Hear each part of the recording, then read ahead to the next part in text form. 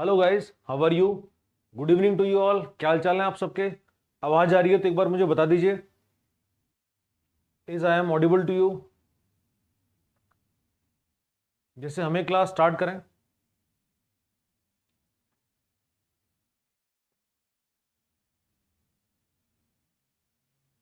Good evening Chhotu, Amar, Chandan, Swati, Sushant, Kuldeep, Sunil, Pooja, all of you good morning, good evening.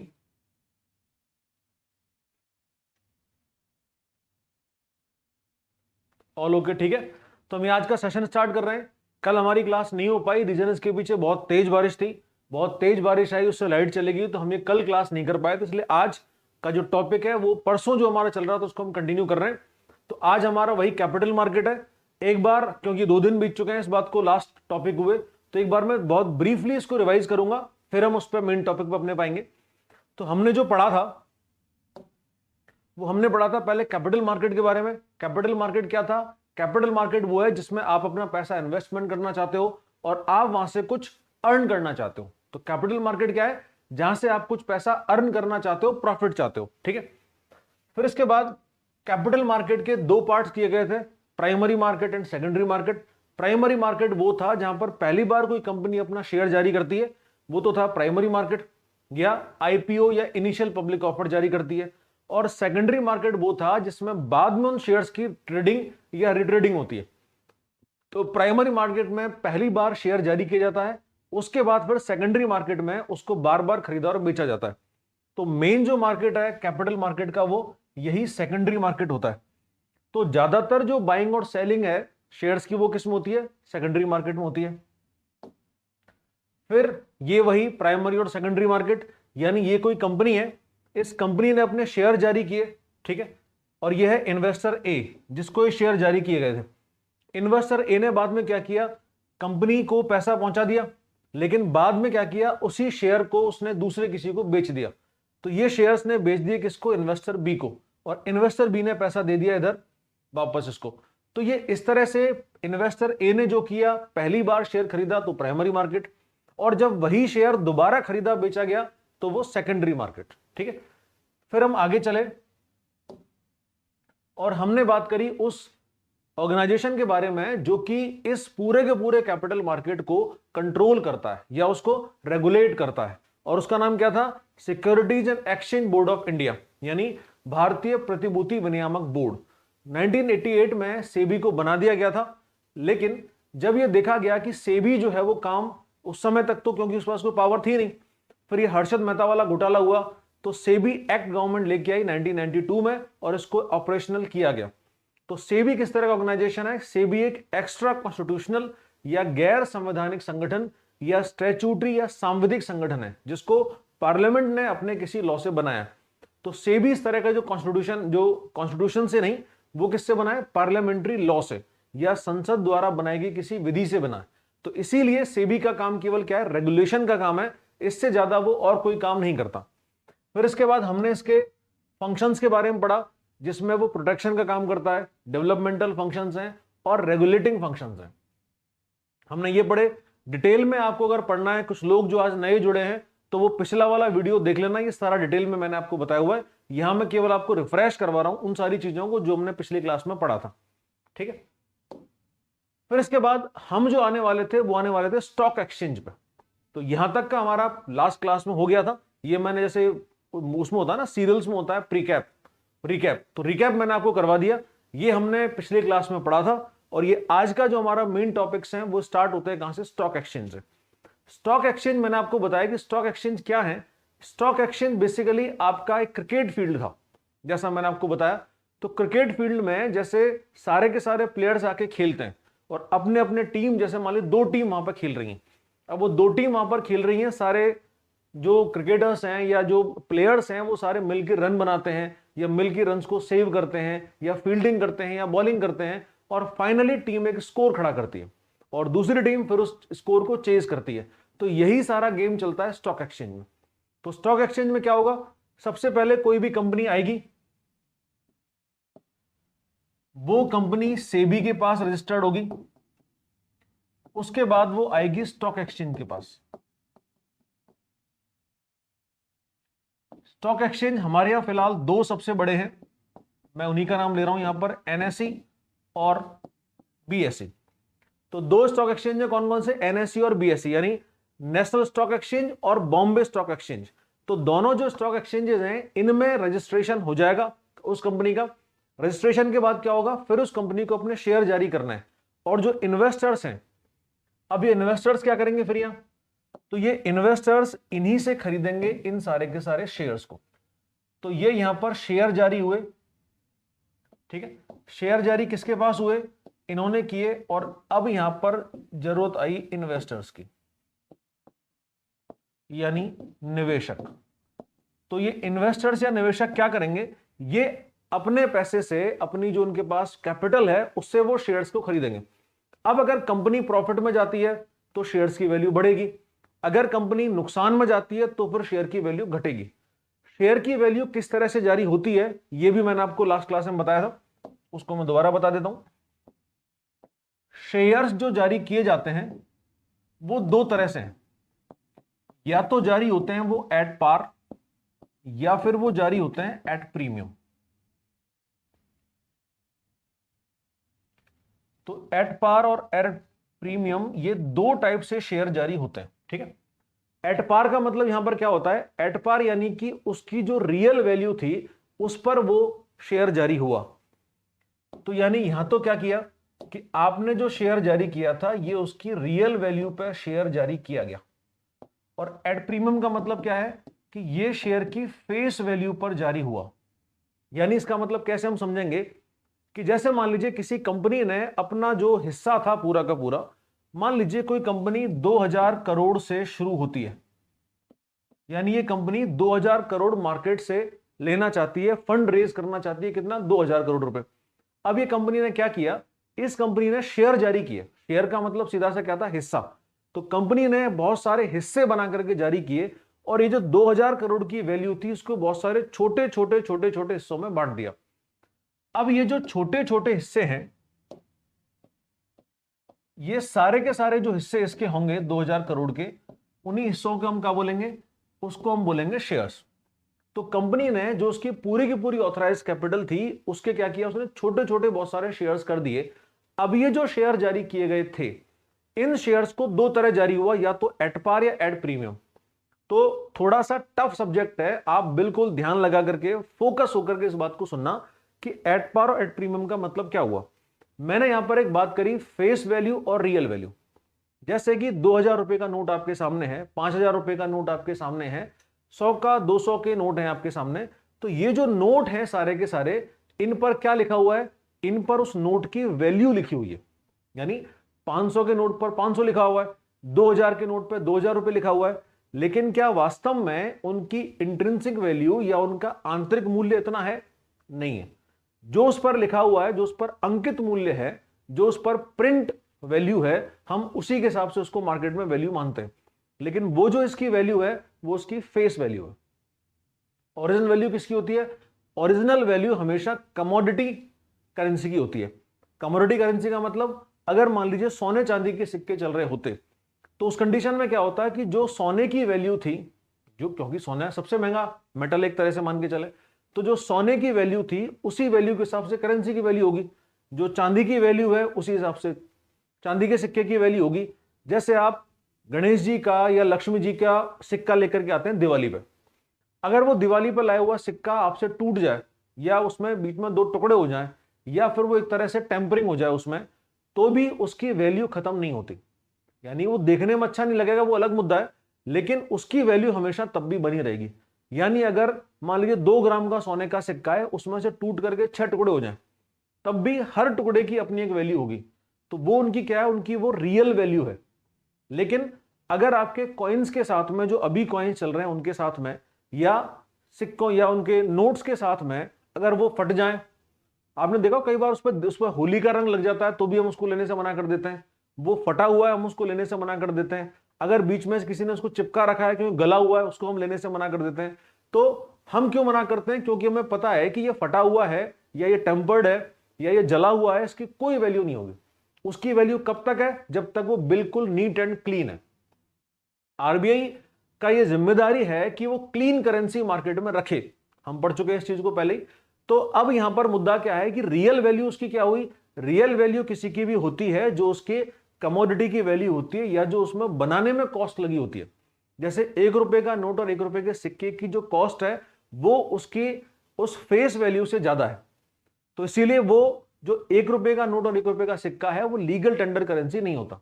तो यहां पर शेयर्स में क्या हुआ कि उसकी जो वैल्यू है, यानी सबसे कम से कम वैल्यू जो है वो 10 रुपए की होती है। तो शेयर की कम से कम वैल्यू कितनी है, 10 रुपए की है, तो वो उसी वैल्यू पर जारी किया गया जो उसकी वैल्यू है। तो क्या कहेंगे उसको हम, वो कहेंगे हम एट पार, यानी शेयर किस पर जारी किया, शेयर एट पार पर जारी हुआ। और दूसरा है उसकी फेस वैल्यू, यानी इसका मतलब क्या हुआ कि वो शेयर अपनी रियल वैल्यू से ज्यादा की वैल्यू पर जारी हुआ, यानी कि उस पर मान लीजिए 100 रुपए लिखा हुआ है, तो फिर वो 100 रुपए का जारी हुआ। 10 रुपए उस पर नहीं भी लिखा हुआ तो मिनिमम तो 10 है ही, इतनी तो कम से कम शेयर की वैल्यू होती है। तो अगर रियल वैल्यू पर जारी हुआ है, जो उसकी इंट्रिंसिक वैल्यू है, आंतरिक मूल्य है, तो एट पार कहलाएगा। और अगर वो रियल वैल्यू से ज्यादा पे इशू हुआ, यानी जितने का उस पर लिखा हुआ है 100 200 500 उतने पे इशू हुआ, तो क्या बोलेंगे उसको हम कि वो फेस वैल्यू पर जारी हुआ, तो वो हो गया एट प्रीमियम। तो आई होप आपको दोनों बातें समझ में आई होंगी। एट पार का मतलब तो क्या हुआ कि वो शेयर मिनिमम वैल्यू यानी उसके फेस रियल वैल्यू पर जारी हुआ, यानी मान लीजिए 10 रुपए। और एट प्रीमियम का मतलब क्या हुआ कि वही जो शेयर है वो बिल्कुल उसकी फेस वैल्यू पर जारी हुआ, यानी मान लीजिए 100 रुपए पर। तो ये कंपनी ने अपने शेयर जारी कर दिए, ठीक है। ये शेयर जिस जगह पर पहली बार जारी किए गए थे, यानी लोगों ने इसको खरीदना शुरू किया, तो ये किस में जारी हुए, ये जारी हुए प्राइमरी मार्केट में, ठीक है। तो प्राइमरी मार्केट से इन्वेस्टर्स ने इसको खरीद लिया। तो इस तरह इन्वेस्टर्स ने अपना पैसा इन्वेस्टमेंट किया, और क्या हुआ, उस कंपनी के पास में इन्वेस्टमेंट या जो पैसा था वो पहुंच गया। तो जो पैसा कंपनी के पास पहुंचा वो है उसकी पेड अप कैपिटल। तो ये जो 2000 करोड़ का मामला जारी हुआ, जिसके लिए सेबी ने उसको परमिशन दी, वो तो क्या है उसकी, वो है उसकी ऑथराइज्ड कैपिटल। लेकिन इन इन्वेस्टर्स ने पैसा इन्वेस्टमेंट करके जो उसके पास पहुंचाया, वो क्या हुआ, उसकी पेड अप कैपिटल हुआ, ठीक है। अब ये इन्वेस्टर्स है ना, ये वाले, इन्होंने प्राइमरी मार्केट से जब पहली बार वो शेयर जारी हुआ था, तो ये पहली बार जो शेयर जारी हुआ इसको क्या बोलते हैं, आईपीओ, यानी इनिशियल पब्लिक ऑफर, ठीक है। तो आईपीओ को इन्वेस्टर्स ने खरीद लिया प्राइमरी मार्केट से। इसके बाद ये जो शेयर था, इसी शेयर को फिर बाद में और इन्वेस्टर्स ने खरीदा, यानी इन शेयर्स को इन इन्वेस्टर जो पहले वाले थे उन्होंने बेच दिया दूसरे को, और इन दूसरे इन्वेस्टर्स ने उसको खरीद लिया। तो अब ये जो खरीदना बेचना चल रहा है, ये किस में होगा, ये होगा सेकेंडरी मार्केट में। तो यानी पहली बार जो शेयर जारी हुआ वो किस में हुआ, प्राइमरी मार्केट में। उसके बाद जो शेयर्स के संग कुछ भी हो रहा है, खरीद रहे हैं, बेच रहे हैं, या कंपनी उसको बाय बैक कर रही है, दोबारा खरीद रही है, तो वो क्या होगा, वो सारा का सारा सेकेंडरी मार्केट में चल रहा है, ठीक है। तो यहां तक का मामला आपकी समझ में आया होगा। तो यहां पर स्टॉक एक्सचेंज का रोल क्या हुआ, स्टॉक एक्सचेंज बेसिकली सारी की सारी कंपनीज को एक प्लेटफॉर्म प्रोवाइड करते हैं। तो स्टॉक एक्सचेंज का पर्पस क्या है, they are providing platforms for all the companies. तो जो भी कंपनी अपना मार्केट से फंड रेज करना चाहती है, वो क्या करेगी, वो स्टॉक एक्सचेंज में जाकर के अपने शेयर्स को जारी करेगी। और इससे क्या फायदा होगा, इससे फायदा ये होगा कि उनके पास फंड रेज होना शुरू होगा, तो लोग अपना पैसा उसमें इन्वेस्टमेंट करेंगे। तो लोगों को यहां पर सीधा मतलब फिलहाल तो किससे होता है, बीएसई और एनएसई से, या उस स्टॉक एक्सचेंज से जिसमें कि वो अपना पैसा लगा रहे, ठीक है। तो यहां तक अगर आपको क्वेश्चन पूछना हो तो आप कमेंट सेक्शन में क्वेश्चन पूछ सकते हैं। यहां तक कोई भी चीज आपकी समझ में नहीं आई हो तो आप पूछ सकते हैं, क्योंकि मैंने आपको बोला कि थोड़ा सा टफ सब्जेक्ट है। आप मेरे से बीच में भले क्वेश्चन ना करें, मैं आपको टाइम दूंगा, पूरा मौका दूंगा, जो भी क्वेश्चन हो, डाउट हो, आप पूछ सकते हैं। तो इस तरह से हम स्टेप बाय स्टेप आगे बढ़ेंगे। यानी कि पहले जो है ना, जितना पढ़ा उसको बिल्कुल ठोस बना दो, उसको सॉलिड कर दो बिल्कुल दबा दबा के, फिर हम आगे की बात करेंगे। तो यहां तक कोई भी क्वेश्चन हो तो आप पूछे।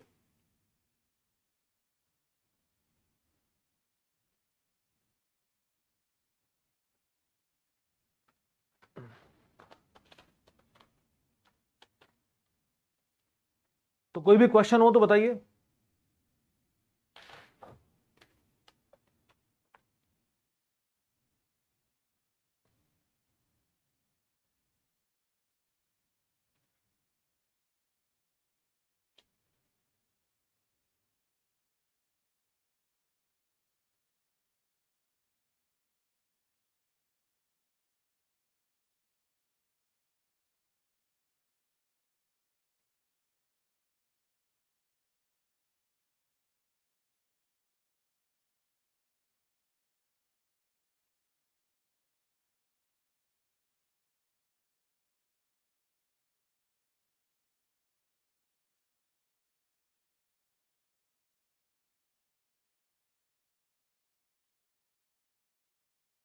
अंशिका ने पूछा है कि सर पहली बार शेयर भी बीएसई के थ्रू ही खरीदा जाता है क्या? हाँ जी, शेयर्स का जो भी ट्रेडिंग रिट्रेडिंग होगी ना वो सारी बीएसई के थ्रू ही होगी। तो चैनल जो उसको प्रोवाइड कर रहा है वो बीएसई कर रहा है।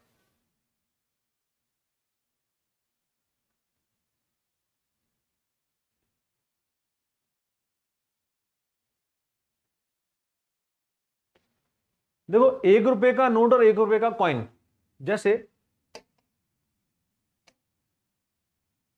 जैसे मान लीजिए 1 रुपए का कॉइन है। अब ये जो 1 रुपए का कॉइन है ना, इसको बनाने में कितना खर्चा लगा, कितनी कॉस्टिंग लगी? लगभग 1 रुपए का नोट, वो सिक्का बनाने में 1.70 रुपीज लगते हैं। यानी 1 रुपए का नोट या सॉरी 1 रुपए का सिक्का बनाने में सरकार का खर्चा कितना आया? 1 रुपए 70 पैसे।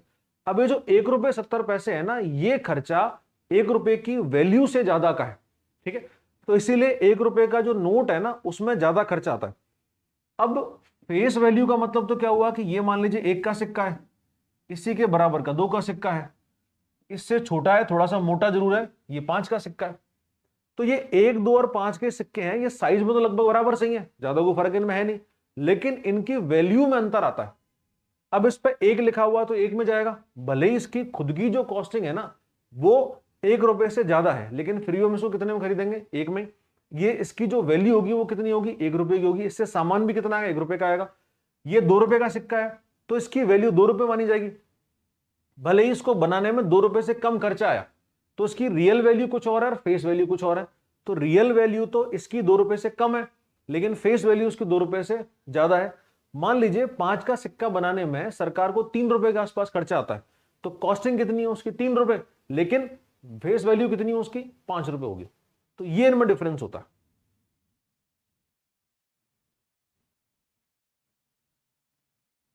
हाँ चंदन, एट पार यानी उसकी रियल वैल्यू पे, और एट प्रीमियम यानी उसकी फेस वैल्यू पे। Who will decide IPO price? IPO की प्राइस डिसाइड करने का जो काम है ना वो बैंक, वो कंपनी का है, उसमें से भी कुछ नहीं कर सकता वो आईपीओ, क्योंकि वो मेरी वो है ना संपत्ति, यानी जो शेयर्स होंगे वो कंपनी की प्रॉपर्टी होंगे, तो उनकी वैल्यू डिसाइड करने का काम वो कौन करेगा? वो सेबी नहीं करेगा, वो कंपनी खुद ही करेगी। तो आपको कितने में, क्योंकि देखो सीधी सी बात क्या है कि अगर कोई शेयर की वैल्यू कम होगी तो इनिशियली शेयर की वैल्यू कम होगी तो लोग ज्यादा से ज्यादा उसमें पैसा इन्वेस्टमेंट करेंगे।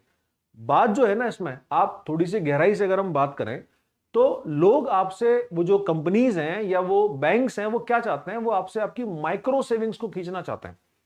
अगर मान लीजिए मुझे कल को प्लॉट खरीदना है, कोई मकान खरीदना है, अब कोई भी गिरा से गिरा मकान, बिल्कुल छोटे से छोटा मकान भी 50 लाख से कम तो नहीं आएगा। अब 50 लाख इकट्ठा करने के लिए मेरे को पता नहीं कितने साल लग जाएंगे, कितनी बैंक्स के चक्कर मारने पड़ेंगे, तब जाके वो लोन होगा, फिर मेरे को उसमें थोड़ा बहुत अमाउंट देना पड़ेगा, तो बहुत सारी चीजें उसमें। लेकिन अगर मुझे शेयर्स खरीदने हैं तो मैं मिनिमम 1,000 रुपए के शेयर भी खरीद सकता हूं, 500 रुपए के शेयर भी खरीद सकता हूं, तो मुझे तो उसमें फायदा है ना। यानी कि मेरे को इन्वेस्टमेंट करना है, अगर मेरे को गोल्ड में इन्वेस्टमेंट करना है या मुझे मान लीजिए प्रॉपर्टी में इन्वेस्टमेंट करना है, तो मुझे उसके लिए पहले बहुत सारा पैसा चाहिए, तभी मैं इन्वेस्टमेंट कर पाऊंगा, मुझे बहुत सारा टाइम लगेगा, वेट करना पड़ेगा। लेकिन शेयर मार्केट में इन्वेस्टमेंट करने के लिए मुझे टाइम नहीं चाहिए। मैं हर महीने भी अगर मेरी 500 रुपए 1,000 रुपए की भी अगर सेविंग करता हूं तो शेयर मार्केट में जाके शेयर्स खरीद सकता हूं। तो ये जो मेरी माइक्रो सेविंग्स है ना, छोटी छोटी बचत, यहां पर सीधा साधा उसको टारगेट किया जा रहा है। यहां पर उनको बड़े बड़े इन्वेस्टर से बहुत ज्यादा मतलब नहीं है, मतलब छोटे इन्वेस्टर से ज्यादा है, जो कि ज्यादा से ज्यादा शेयर्स खरीदे। और देखो ये मामला दूसरा विश्वास का भी है, यानी कि मुझे कंपनी पे विश्वास होगा या मुझे सरकार पे भरोसा होगा, तो फिर मैं क्या करूंगा? मैं फिर उस कंपनी में पैसा लगाने की कोशिश करूंगा। अब अगर मान लीजिए फोर्ड भारत से जाती है, अगर फोर्ड भारत में प्रोडक्शन यूनिट को बंद करती है, तो जो उसमें पैसा लगाने वाले लोग हैं उन्होंने क्या सोचा होगा? उन्होंने सीधा सीधा यह सोचा होगा कि इसकी वजह से क्या होगा कि हमने पैसा लगाया इसमें कंपनी में, लेकिन इसकी प्रोडक्शन यूनिट बंद हुई। अब एक बंद हुई है, दूसरी भी हो सकती है। इसमें किस चीज में कमी है? ऑपरेशनल चीजों में कमी आ रही है, इसका मैनेजमेंट खराब है, या इसके पास फंड्स नहीं है, या ये जो लोकल गवर्नमेंट्स थी उनकी पॉलिसी की वजह से हुआ, या लोकल पॉलिटिक्स की वजह से हुआ। रीजन बहुत सारे इसके पीछे हो सकते हैं, लेकिन कंपनी अपने आप को नहीं संभाल पाई। अब वो जा रही है तो क्या होगा? उसके शेयर्स की वैल्यू डाउन होगी। ठीक है, कोई कंपनी जो है वो नए चैनल्स खरीद रही है, नई चीजों खरीद रही है, नया पोर्ट्स खरीद रही है, तो उसकी अपने आप ही वैल्यू बढ़ जाएगी। तो ये सारा भरोसे का खेल है। तो जितना ज्यादा कंपनीज के पास पैसा पहुंचेगा उनके शेयर्स की वैल्यू बढ़ेगी, लोगों का विश्वास उन पर बढ़ेगा, और जितना ज्यादा उनके शेयर्स को दोबारा कंपनी को वापस किया जाएगा उतना ज्यादा उनके शेयर्स की वैल्यू कम होती है। ठीक है, तो ये सारा जो गेम है वो सारा कहां होता है, वो स्टॉक एक्सचेंज में होता है। लेकिन कभी भी उस शेयर की वैल्यू ये कंपनी डिसाइड नहीं करे, वो सेबी या स्टॉक एक्सचेंज डिसाइड नहीं करेंगे, वो हमेशा कंपनी डिसाइड करेगी पहली बार, और उसके बाद आगे जो भी शेयर्स की वैल्यू होगी वो कंपनी की परफॉर्मेंस डिसाइड करेगी। तो पहली बार उस शेयर की वैल्यू क्या होगी, वो एट पार पे जाएगा, एट प्रीमियम जाएगा, वो तय करेगी कंपनी। और उसके बाद शेयर की वैल्यू क्या होगी, वो 50,000 भी हो सकती है। किसी ने मान लीजिए एमआरएफ का शेयर 500 रुपए में खरीदा था और कुछ टाइम बाद वो 500 रुपए का शेयर 15,000 तक पहुंच गया। एक बार आनंद महिंद्रा का आपने नाम सुना होगा, आनंद महिंद्रा बहुत सारे ट्वीट करते रहते हैं। तो आनंद महिंद्रा ने एक ट्वीट में ये बोला कि मेरी जिंदगी का सबसे अच्छा डिसीजन क्या था कि जब मेरे दोस्त उदय कोटक मेरे पास आए और मुझे उन्होंने एक प्रस्ताव रखा कि ये मैं कोटक महिंद्रा, मैं कोटक बैंक स्टार्ट कर रहा हूं मेरे नाम से, तुम भी इसमें शामिल हो जाओ। तो कोटक महिंद्रा बैंक का हमने नाम रखा, हमने बहुत छोटे लेवल पे इसकी शुरुआत करी, लेकिन आज उसके शेयर की वैल्यू ये पहुंच गई। तो ये लगातार अगर आप प्रॉफिट में होते हो तो आप भी प्रॉफिट कमाते हो और जनता को भी प्रॉफिट बांटते हो, तो ये इसका फायदा होता है।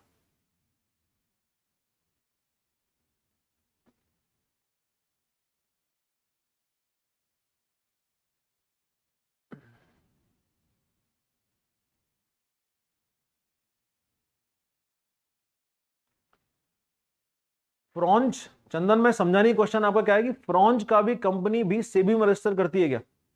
आप फॉरेन कंपनी कहना चाह रहे हो क्या? ठीक है, फिर हम आगे चलते हैं अभी। तो स्टॉक एक्सचेंज में सबसे पहला स्टॉक एक्सचेंज है भारत का एनएसई। तो ये है एनएसई या नेशनल स्टॉक एक्सचेंज। तो स्टॉक एक्सचेंज का नाम है नेशनल स्टॉक एक्सचेंज। तो नेशनल स्टॉक एक्सचेंज या एनएसई ये है कहां पर, ये है मुंबई में। ठीक है, तो बॉम्बे स्टॉक एक्सचेंज जो है ना वो केवल काम कहां पे करता है, केवल बॉम्बे में काम करता है। लेकिन नेशनल स्टॉक एक्सचेंज ये इंडिया वाइड काम करता है, तो भारत में पूरे में काम करता है एनएसई। ठीक है, इस एनएसई को बनाने की सिफारिश एक कमेटी ने करी थी जिसका नाम था एमसी फेरवानी कमेटी। तो एमसी फेरवानी कमेटी, तो इस कमेटी की रिकमेंडेशंस के अनुसार ही इसको बनाया गया था। तो इस एमसी फेरवानी कमेटी की रिकमेंडेशंस हुई,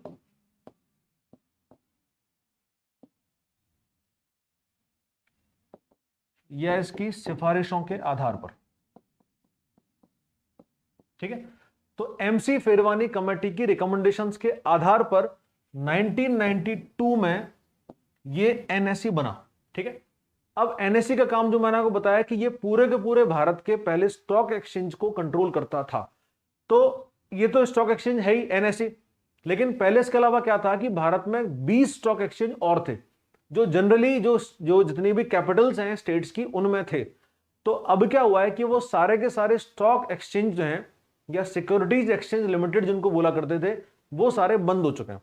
तो क्योंकि अब सारा काम ऑनलाइन हो गया है, सेंट्रलाइज कर दिया गया है और करप्शन का मामला इनमें बहुत ज्यादा आ सकता है, तो इसीलिए क्या किया है कि इसको सेंट्रलाइज कर दिया है और रेगुलेट कर दिया है। तो अब एनएसई के अंडर में आने वाले जितने भी स्टॉक एक्सचेंज थे वो तो हो गए सारे बंद। तो अब सेंट्रलाइज होकर के एनएसई क्या करता है कि वो इन कंपनीज को बढ़ाने का काम करता है। ठीक है, तो एनएसई जो है वो कहां पर है, मुंबई में है। कब बना, 1992 में बना। किस कमेटी के रिकमेंडेशन से बना, एमसी फेरवानी कमेटी के रिकमेंडेशन से बना। ठीक है, अब ये एनएसई क्या करता है कि इसमें जितने भी कंपनीज एनलिस्टेड हैं, तो लगभग 4,000 के आसपास कंपनीज हैं जो एनएसई के पास रजिस्टर्ड हैं, यानी उसकी लिस्ट में शामिल हैं जिन्होंने रजिस्ट्रेशन लिया है एनएसई के पास में। अब उन कंपनीज की परफॉर्मेंस होती है। परफॉर्मेंस कैसे होती है इनकी, कि जैसे मैंने आपको बताया कि लगभग 100 पॉइंट्स का इनका मान लेते हैं। तो इनका 100 पॉइंट्स का है, जितने शेयर्स आज खरीदे गए और जितने शेयर्स आज बेचे गए। मान लीजिए इन्वेस्टर्स ने न्यू शेयर खरीदे हैं मान लीजिए आज 1000, तो ये 1000 शेयर तो खरीदे हैं। शेयर खरीदने का मतलब मैंने आपको बताया कि उन्होंने कंपनी पर, इकोनॉमी पर दोनों भरोसा किया। तो शेयर मार्केट में जो शेयर होल्डर्स थे उन्होंने और ज्यादा शेयर्स खरीदे। तो ज्यादा शेयर्स खरीदे इसका मतलब कंपनी भरोसा किया कि कंपनी फ्यूचर में अच्छा रिस्पॉन्स देगी उनको, और उन्होंने इकोनॉमी भरोसा किया कि गवर्नमेंट की ऐसी कोई पॉलिसी नहीं आएगी जिससे कंपनी बंद हो जाए। अगर मान लीजिए ये सेल वाला सिस्टम आ जाए, यानी ये न्यू शेयर परचेज हुए कितने 1000 शेयर्स, और मान लीजिए सेल हुए 500 शेयर्स। अब मान लीजिए 500 शेयर्स का जो पॉइंट है वो मान लीजिए 5 है, तो 100 शेयर का पॉइंट मान लेते हैं हम 1, 500 शेयर का है पॉइंट मान लीजिए 5। अब 500 तो बिके और 1000 खरीदे गए, इसका मतलब 5 पॉइंट वो ऊपर चढ़ा। मतलब समझा है कि शेयर मार्केट जो है वो 5 पॉइंट ऊपर गया, तो 1 पॉइंट का मतलब हमने 100 शेयर्स मान लिए, ठीक है।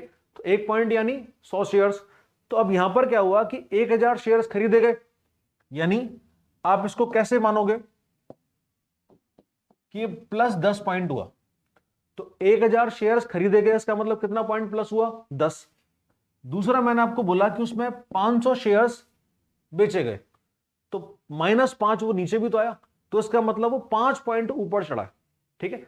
तो ये खुलना और बंद होना, आप शायद न्यूज में पढ़ते होंगे कि आज शेयर बाजार इतने पे खुला और इतने पर बंद हुआ। तो इतने पे खुला इतने बंद होने का मतलब क्या हुआ कि जैसे शाम को 4 बजे उसकी ट्रेडिंग खत्म हुई और सुबह 9 बजे शुरू होती है। तो जैसे मान लीजिए आज तारीख है 24 सितंबर, तो आज की तारीख में सुबह 9 बजे शेयर मार्केट शुरू हुआ, ठीक है। अब वो जो शेयर मार्केट शुरू हुआ वो कल यानी कितने तारीख को 23 तारीख को शाम को 4 बजे बंद हुआ था। तो शाम को 4 बजे कल मान लीजिए 24,326 पॉइंट पे वो बंद हुआ, ठीक है। तो आज सुबह 9 बजे वो 24,326 से शुरू होगा ना, उसी पॉइंट से वो शुरू हुआ। अब हम अगली बात करें कि अभी शाम को 4 बजे ये बंद हुआ। अब शेयर्स की ट्रेडिंग और रिट्रेडिंग जो हुई, यानी शेयर्स खरीदे गए और बेचे गए, जैसे मैंने मान लीजिए एक बताया कि 100 शेयर यानी 1 पॉइंट से, तो जितने शेयर्स खरीदे गए और जितने शेयर्स बेचे गए उनका बीच का जो डिफरेंस है वो निकाला गया, और मान लीजिए फाइनली ये बंद हुआ 25,027 पे, ठीक है। तो स्टार्ट कहां से हुआ 24,326 और बंद कहां पे हुआ 25,027 पे। अब इसका मतलब 25 तारीख को जब ये दोबारा स्टार्ट होगा, हालांकि कल सैटरडे है, कल नहीं खुलेगा, पर फिर भी हम मान लेते हैं चलो। तो वैसे अब सीधा स्टार्ट होगा कब, मंडे को। तो कल मान लीजिए खुलता है, तो 25 तारीख को सुबह 9 बजे स्टार्ट होगा, कहां से, इसी पॉइंट से। तो वही 25,027 से वो स्टार्ट होगा, यानी कल जो उसका पॉइंट था, आज जो उसका पॉइंट है शाम को, वहीं से वो स्टार्ट होगा। इसके बाद 25 तारीख को शाम को 4 बजे कहां पर बंद हुआ, मान लीजिए वो 24,928 पे जाके बंद हो गया। तो यानी यहां पर क्या हुआ, ये शेयर मार्केट डाउन आया।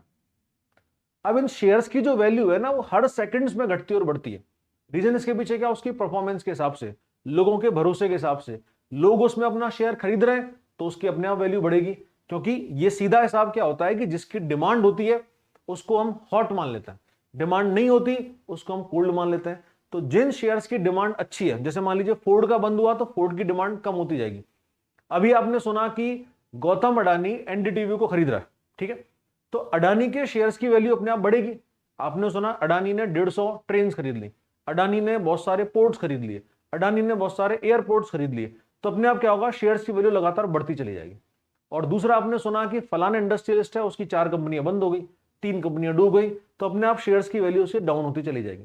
तो क्या होगा, उस कंडीशन में सारे के सारे जो शेयर होल्डर्स हैं वो अपने शेयर्स को बेचना चालू कर देंगे। जैसा यस बैंक के साथ हुआ, जैसे ही खबर आई कि यस बैंक डूबने वाला है, यस बैंक बंद होने वाला है, तुरंत लोगों ने उसके शेयर्स को धड़ाधड़ बेचना चालू कर दिया। अब वो शेयर्स बिक के कहां गया, बिक के दोबारा कंपनी के पास चला गया, लोगों ने कंपनी से अपना पैसा खींच लिया। तो ये जो प्रोसेस है ये लगातार सुबह से लेकर शाम तक चलती रहती है। आप किसी एजेंट के पास बैठोगे, ब्रोकर्स और जॉबर्स मैंने आपको बताया था, तो ब्रोकर्स वो है जो आपके और एक मेंबर है, इसका नाम है जॉबर, उसके बीच में, और जॉबर वो है जो ब्रोकर और कंपनी के बीच में। तो आप ब्रोकर के पास बैठोगे तो आप देखोगे वो सीएनबीसी या जो जी बिजनेस तरह के चैनल देख रहा होगा और दमादम ऊपर नीचे चल रहा होगा, आपने देखा होंगे नीचे लाइन चलती रहती है, तो किसी में नीचे आ रहा होता है, किसी में वो जो ट्राइंगल सा ऊपर बन रहा होता है। तो ये उठने और गिरने का सिस्टम सुबह से लेकर शाम तक चलता रहता है। ठीक है, शाम को 4 बजे शांति मिल जाती है और अगले दिन फिर दोबारा सुबह 9 बजे से फिर वही लड़ाई चालू होती है। अब ये एनएसई ने क्या कर रखा है कि अपने ये इंडेक्स बना रखे हैं, तो ये तो इनका काम करने का तरीका हो गया। फिर हम बात करते हैं इनके इंडेक्स की, यानी कंपनीज की जो परफॉर्मेंस है वो किस हिसाब से चेक करेंगे। कंपनीज की परफॉर्मेंस चेक करने का इसके पास पहला इंडेक्स है निफ्टी। ठीक है, निफ्टी को हम लोग निफ्टी 50 बोल देते हैं, नाम तो उसका निफ्टी है, हम लोग क्या बोल देते हैं, ये है निफ्टी 50। इसको निफ्टी 50 इसलिए बोलते हैं क्योंकि इसमें टोटल टॉप गेनिंग 50 कंपनीज हैं। अब ये 50 कंपनीज कौन सी हैं, ये 50 कंपनीज हैं top gaining. Top gaining 15 companies का मतलब क्या हुआ कि ये वो 50 कंपनीज हैं जो लगातार प्रॉफिट में चल रही हैं और जिनका परफॉर्मेंस उस दिन सबसे अच्छा था। तो आप जो अगर एनएसई की साइट पर जाओगे और देखोगे तो एनएसई की साइट पे आपको निफ्टी 50 निफ्टी लिखा हुआ दिखेगा और उसमें वो 50 कंपनीज की लिस्ट आएगी जिनमें की सबसे अच्छा परफॉर्मेंस आज के दिन दिया है। तो आप जब उसको देखोगे तो आपकी समझ में क्या आएगा, अब निफ्टी 50 की लिस्ट में आने का मतलब सीधा सा क्या हुआ कि ये इंडिया की टॉप 50 कंपनी है और 50 वो कंपनी है जो प्रॉफिट में, यानी कि इनमें अगर कोई इन्वेस्टर अपना पैसा लगाएगा तो किसी भी सिचुएशन में वो पैसा नहीं डूबेगा। तो निफ्टी का मतलब यहां पर क्या हुआ कि क्योंकि ये एक तरह से रेटिंग हो गई, निफ्टी माने का मतलब क्या हुआ, उस कंपनी की हो गई रेटिंग। तो कंपनी की रेटिंग हो गई तो उस कंडीशन में जो पैसा लगेगा वो प्रॉफिट में जाएगा। तो इसीलिए यहां पर आने के लिए हर कंपनी कोशिश करेगी। ठीक है, तो ये हुई निफ्टी, एक इसका इंडेक्स। दूसरा इंडेक्स है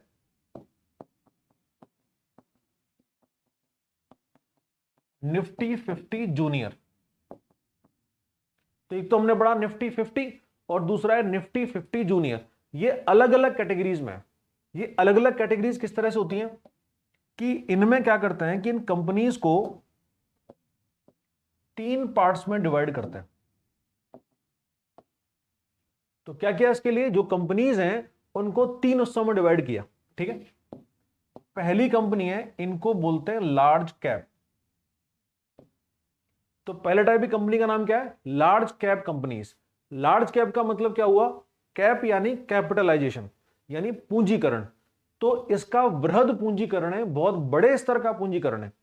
तो ऐसी कंपनी जिसका कैपिटलाइजेशन बहुत ज्यादा हो, ठीक है, और वो बहुत ज्यादा कितना हो, इसके लिए क्राइटेरिया रखा गया है मोर देन 20,000 करोड़ रुपीस। तो अगर किसी कंपनी का कैपिटलाइजेशन मिनिमम 20,000 करोड़ है और उसके ऊपर कितना भी है, बाजार पूंजीकरण से मतलब क्या हुआ कि उसके टोटल शेयर्स की वैल्यू, यानी उसके पास मान लीजिए 5,000 करोड़, 5,000 उसके शेयर्स हैं या 10-20 करोड़ उसके शेयर्स हैं, तो जितने भी शेयर्स हैं उनकी वैल्यू टोटल जो है वो अगर 20,000 करोड़ से ज्यादा की है तो उसका मतलब उसको हम क्या बोलेंगे, लार्ज कैप कंपनी है। और निफ्टी हमने जो पढ़ा था सबसे पहला सेंसेक्स इंडेक्स, उसमें लार्ज कैप कंपनीज ही शामिल होंगी। तो निफ्टी 50 जो है ना, उसमें केवल कौन सी कंपनी जाएंगी, केवल लार्ज कैप कंपनी जाएंगी, वो लार्ज कैप कंपनीज जो सबसे ज्यादा प्रॉफिट शो कर रही हैं। फिर इसके बाद दूसरी टाइप की जो कंपनी है इनको बोलते हैं मिड कैप कंपनीज। तो पहले तो लार्ज कैप कंपनी हुई जिसका मार्केट कैपिटलाइजेशन यानी बाजार पूंजीकरण कितना है, मोर देन 20,000 करोड़। दूसरी जो मिड कैप कंपनीज हैं इनका बाजार पूंजीकरण है 5,000 से लेकर के 20,000 करोड़ के बीच में।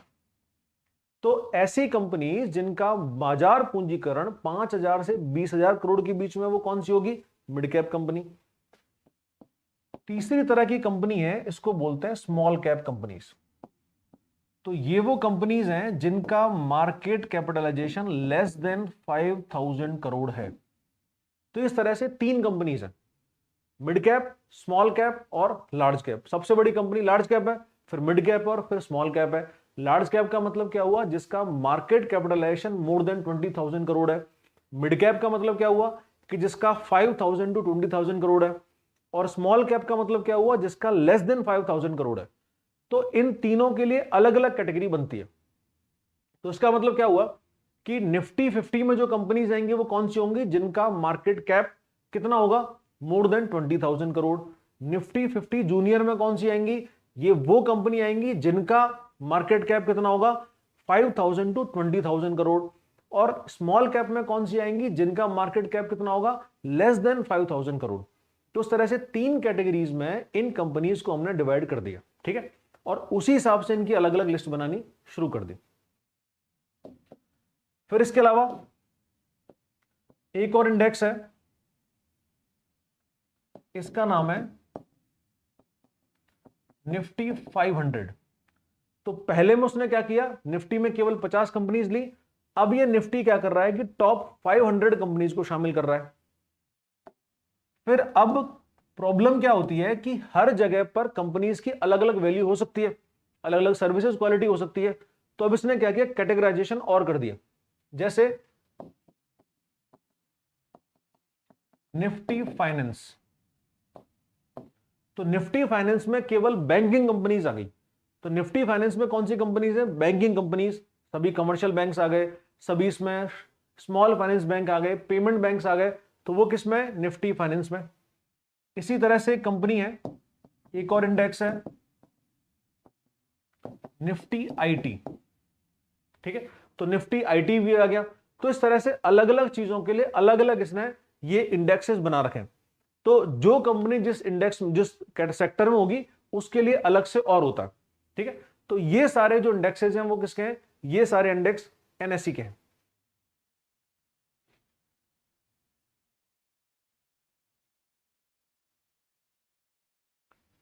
रोशन पूछना है sir give pointers in which company to invest. देखो मैं ज्यादा जानकारी इसके बारे में नहीं रखता है कौन सी कंपनी ज्यादा बढ़िया है ज्यादा घटिया है। ये आपको सही बात तो ब्रोकर बता सकते हैं। ब्रोकर इसलिए बता सकते हैं, मैं ये सुपरफिशियल नॉलेज में रखता हूं, लेकिन मार्केट की जो प्रैक्टिकल नॉलेज है वो मुझे ज्यादा नहीं पता। तो मुझे नहीं पता तो मैं आपको नहीं बता सकता किसमें शेयर में करना चाहिए किसमें नहीं करना चाहिए। लेकिन एक इसमें चीज होती है कि जो ऐसी कंपनीज जिनमें कि जनरली इन्वेस्ट करना हमेशा फायदेमंद होता है, यानी ऐसी कोई भी कंपनी जिसमें इन्वेस्ट करना फायदेमंद है और वो आपको प्रॉफिट देके जाएगा, तो इन कंपनीज को इनकी लैंग्वेज में बोलते हैं ब्लू चिप कंपनीज। तो ब्लू चिप कंपनीज कौन सी हैं, जो हमेशा प्रॉफिट में रहती हैं। जैसे टाटा इस तरह की कंपनी है, रिलायंस इस तरह की कंपनी है, आईटीसी इस तरह की कंपनी है, गोदरेज इस तरह की कंपनी है। जो आप देखते हो जनरली ब्रांड जो आपके सामने हैं वो सारे वो मैक्सिमम ब्लू चिप कंपनीज हैं। तो ब्लू चिप कंपनीज में शेयर में पैसा लगाना हमेशा फायदे का सौदा होता है। जैसे टाटा के बारे में कहते हैं कि टाटा भले आपको प्रॉफिट कम देके जाता हो, लेकिन टाटा के शेयर कभी नुकसान नहीं देते। ये शेयर मार्केट के एक्सपर्ट्स लोग बताते हैं, वो ब्रोकर्स बताते हैं। तो ऐसी कोई भी कंपनी जो आपको भले ही, क्योंकि आप जानते हो कि high risk high profit, low risk low profit, तो लो रिस्क ज्यादा बढ़िया होता है। क्योंकि हाई रिस्क का मतलब क्या हुआ कि ज्यादा प्रॉफिट के चक्कर में रिस्क में फंस गए और पैसा फंस गया, वो बहुत खराब चीज है। ऐसा रिलायंस एनर्जी कर चुका। रिलायंस एनर्जी अनिल अंबानी कंपनी हुआ करती थी और रिलायंस एनर्जी ने बहुत बड़े पैमाने पर अपना शेयर जारी किया था। रिलायंस उस समय उसका फोन आया करता था। रिलायंस ने पहले भी क्रांति की थी कॉलिंग में और अभी भी क्रांति करी रिलायंस ने जियो ला करके डेटा में। तो दोनों जगह उसने रेवोल्यूशन किए थे। तो पहली बार जब वो आया था फोन, तो उसने फोन फ्री कर दिए थे, यानी आप शुरू में 2,000 रुपए दो और जीवन भर उस फोन को फ्री चलाओ। बहुत बड़े ऐड करते थे और उसी में आप किसी भी रिलायंस के कॉलर को फोन करोगे तो रिलायंस एनर्जी का ऐड आया करता था। बहुत बड़े लेवल पे काम चालू किया था। लेकिन अनिल अंबानी की बेचारी किस्मत खराब थी। वो काम शुरू किया, बहुत सारी जगह पे कॉन्ट्रैक्ट मिला उसको, लेकिन वो धड़ाधड़ सारे कॉन्ट्रैक्ट फेल हो गए क्योंकि वो पॉलिटिक्स के चक्कर में पड़ गया। अब वो मुलायम सिंह यादव को सपोर्ट करता था, यूपी में मायावती जी आ गई, मायावती ने आते सारे प्लांट बंद करवा दिए और वो कंपनी बंद हो गई। तो जो शेयर एक बार में 500-600 रुपए तक पहुंच गया था उस टाइम, वो एक झटके में 10 रुपए पे आ गया, 20 रुपए पे आ गया। तो ये बहुत बड़ा रिस्क आपको दे भी सकता है। तो ऐसा नहीं है कि शेयर मार्केट में पैसा लगाना हमेशा प्रॉफिट का सौदा हो, वो आपके लिए नुकसान भी दे सकता है। तो इसीलिए जब तक कोई एक्सपर्ट नहीं हो इस फील्ड का, आप उससे बिना बताए बिना कंसल्ट किए शेयर मार्केट में पैसा नहीं लगाएं। ठीक है,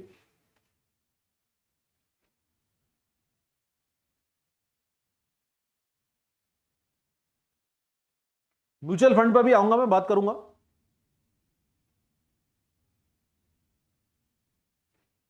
ठीक है, ये हो गया हमारा एनएसई। इसके बाद दूसरा स्टॉक एक्सचेंज है, इसका नाम है बीएसई, यानी बॉम्बे स्टॉक एक्सचेंज। तो बीएसई का मतलब क्या है? Bombay stock exchange. अब ये जो बीएसई है ना, या बॉम्बे स्टॉक एक्सचेंज जो है, ये भारत का और एशिया का सबसे पुराना स्टॉक एक्सचेंज है। तो ये बना था कब? ये बना था 1875 में। It was established in 1875 as a private company. किस तरह से बनाई? प्राइवेट कंपनी के रूप में बना, और इसका नाम था the natives and share brokers private limited. तो नाम क्या था इसका? The natives and share brokers private limited.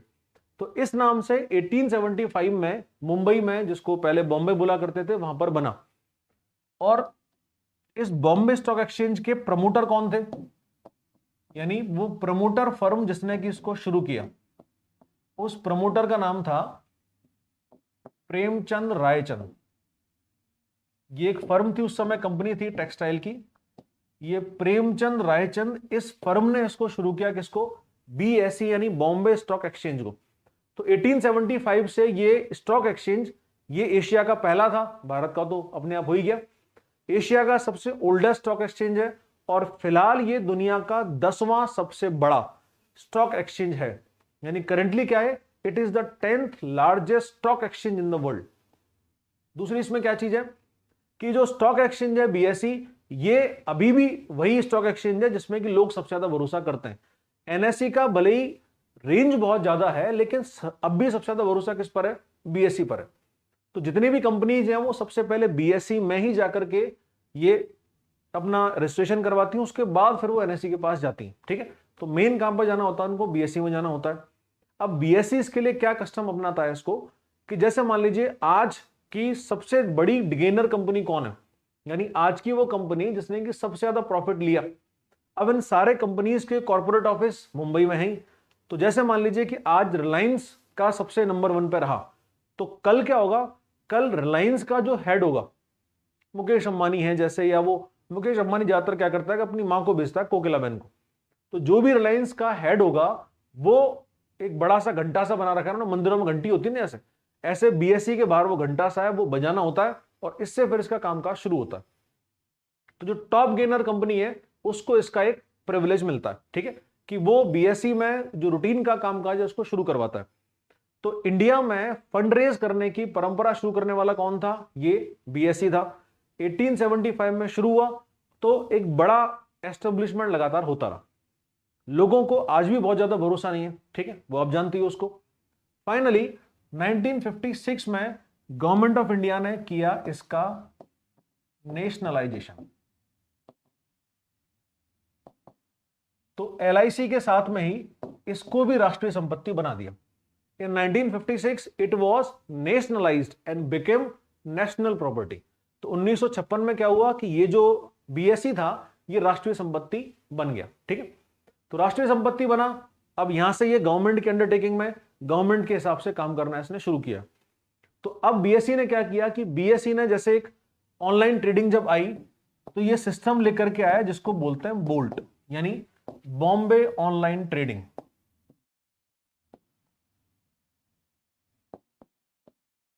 तो इसका जो सिस्टम है वो क्या है? बोल्ट, यानी बॉम्बे ऑनलाइन ट्रेडिंग, ठीक है। तो बॉम्बे स्टॉक एक्सचेंज का है। अभी फिलहाल इसको बॉम्बे स्टॉक एक्सचेंज नहीं बोलते, इसको बीएसई बोलते हैं। तो फिलहाल इसका नाम क्या है? इसका नाम बीएसई लिमिटेड ही है। बॉम्बे स्टॉक एक्सचेंज यानी फुल फॉर्म जो है वो उसकी नहीं है। तो चलन में भले ही आप बॉम्बे स्टॉक एक्सचेंज बोल दो, लेकिन जो इसका ऑफिशियल नाम है वो बीएसई ही है, ठीक है। तो बीएसई में जितनी भी कंपनीज इंडिया में काम करना चाहती हैं या फंड रेज करना चाहती हैं, वो सारी की सारी बीएसई के पास रजिस्टर्ड होती हैं, ठीक है। तो बीएसई के कौन कौन से हैं इंडेक्सेस? इसने सबसे पहला इंडेक्स शुरू किया था जिसका नाम है सेंसेक्स। अब ये सेंसेक्स शुरू किया था इसने 1986 में। तो ये है भारत का पहला इंडेक्स, यानी जो कंपनीज की परफॉर्मेंस को चेक करता है। अब इस सेंसेक्स की फुल फॉर्म क्या है?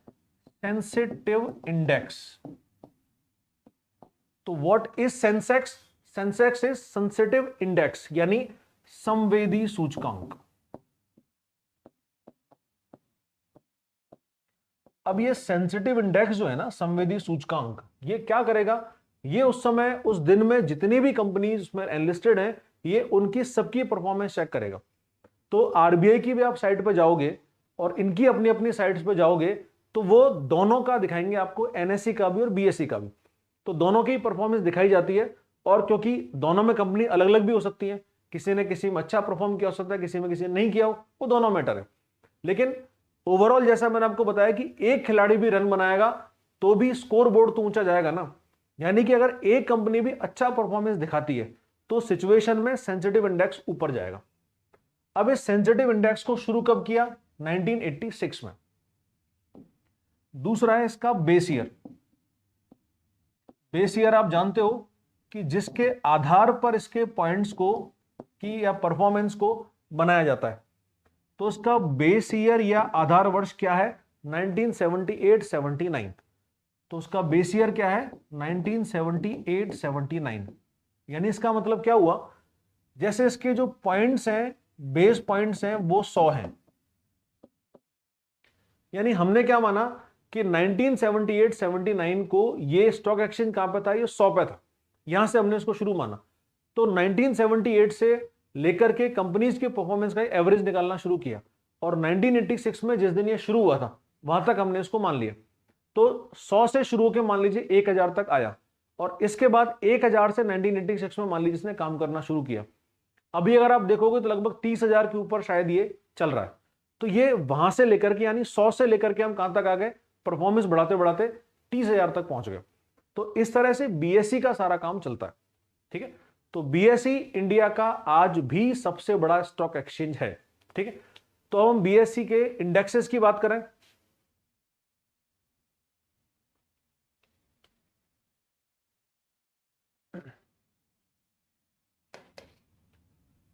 तो बीएसई में जैसे इसके इंडेक्स बीएसई 100,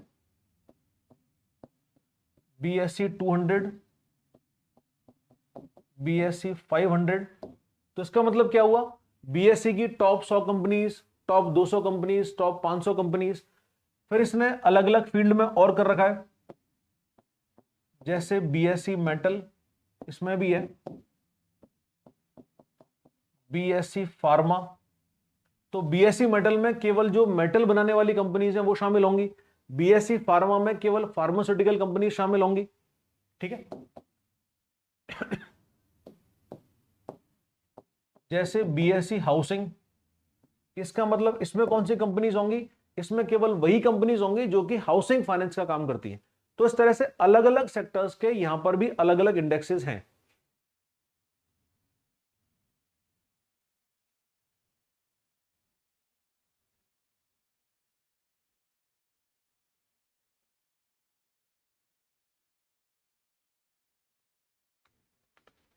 देवर्गे पूछ रहे हैं कि सर अगर कोई इंसान या कोई कमेटी किसी चीज को रिकमेंड करता है तो उसको उस चीज का फाउंडर कह सकते हैं क्या? नहीं, रिकमेंडेशन अलग चीज है, फाउंडर अलग चीज है।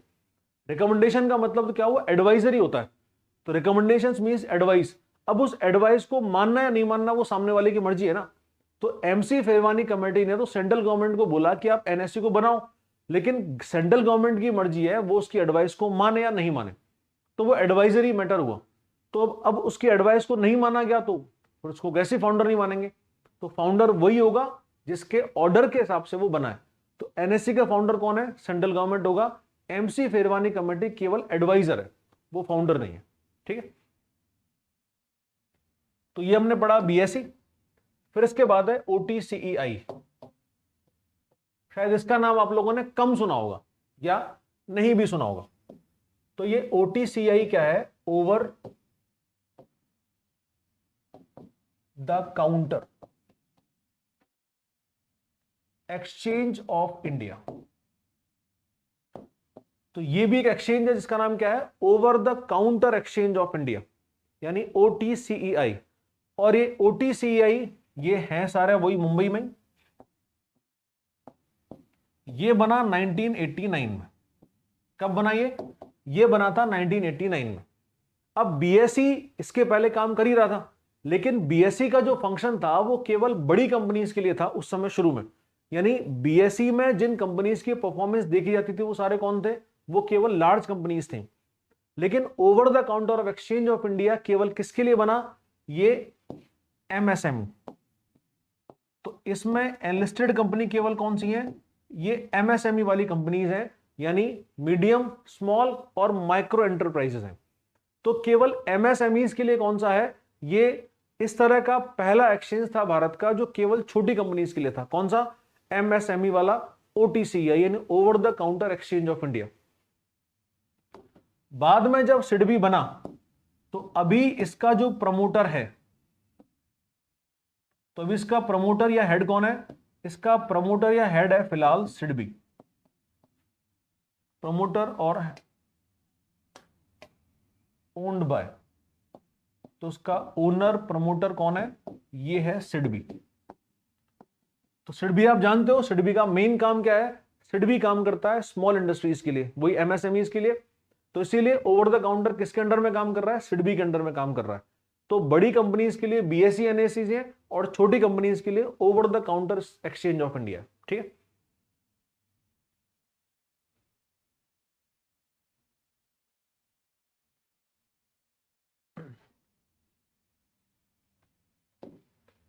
फिर अगला है ISE, यानी इंडिया स्टॉक एक्सचेंज। तो ये है इंडियन स्टॉक एक्सचेंज। तो BSE NSE over the counter exchange of India, और अब ये है ISE यानी इंडियन स्टॉक एक्सचेंज। तो ये जो है ना, इसको ISE या INX ये दोनों ही नाम से जाना जाता है, या कई जगह पर इसका नाम मिलेगा आपको इंडी नेक्स्ट। तो इसी का दूसरा नाम क्या है, इसको बोलते हैं इंडी नेक्स्ट। तो ये जो है ना, ये बेसिकली इंटरनेशनल काम करने के लिए है, तो भारत के बाहर की भी कंपनीज को इसमें शामिल किया जा सकता है। ठीक है, INX है ना, इसको बनाया गया बहुत बाद में 2017 में।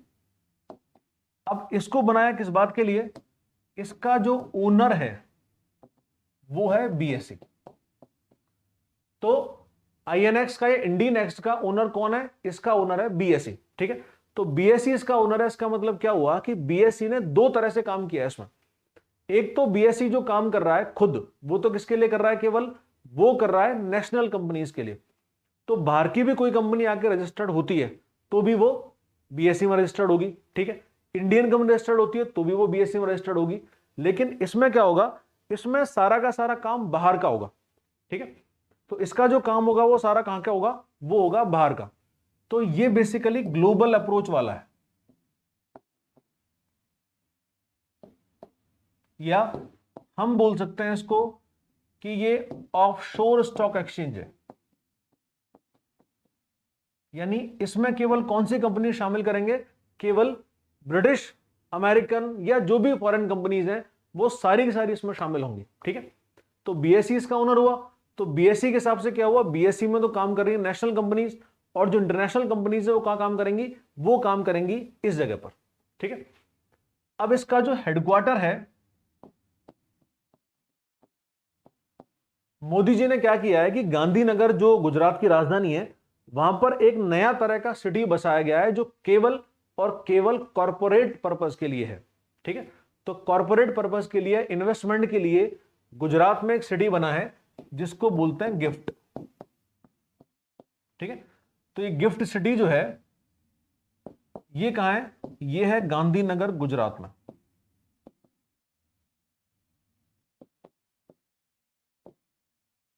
तो वहीं पर है ये इंडी नेक्स्ट या ISE। तो इंडी नेक्स्ट से ISE किस जगह पर है, ये गुजरात के गांधीनगर में जो गिफ्ट सिटी बना हुआ है वहां पर है। ठीक है,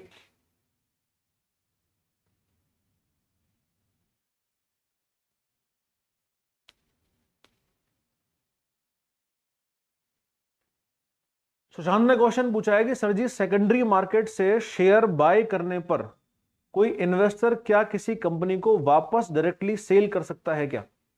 देखो शेयर इसमें होता क्या है, देखो आप तो किसी आदमी को थोड़ी बेचते हो, आपने एक बार शेयर खरीद लिया, ठीक है। अब आप ऐसा थोड़ी को शेयर को आप किसी बी सी डी को खरीद बेच रहे हो, आप तो वापस कंपनी को देते हो। आपने कंपनी शेयर लिए और कंपनी को आपने वापस भी दे दिए। अब आपका जो शेयर है वो कोई दूसरा तीसरा आदमी खरीदता है जिसका आपको नहीं पता होता।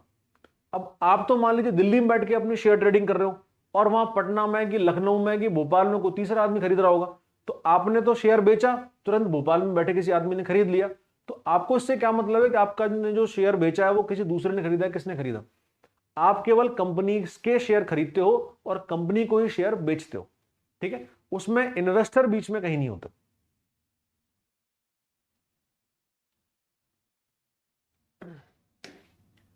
फिर इसके बाद अगला है इंडो नेक्स्ट।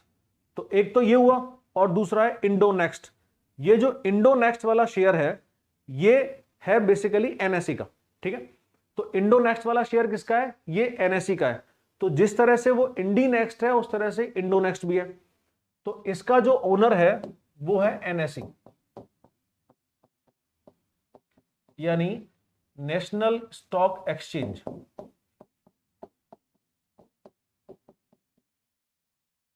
तो ये किसने खरीदा है या इसका ओनर कौन है? इसका ओनर है ये एनएसई, ठीक है।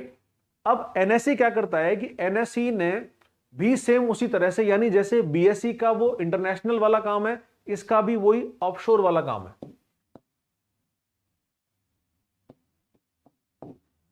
ये भी सेम वही 2017 में बना और इसका भी जो हेडक्वार्टर है वो वहीं गिफ्ट सिटी गांधीनगर गुजरात में है।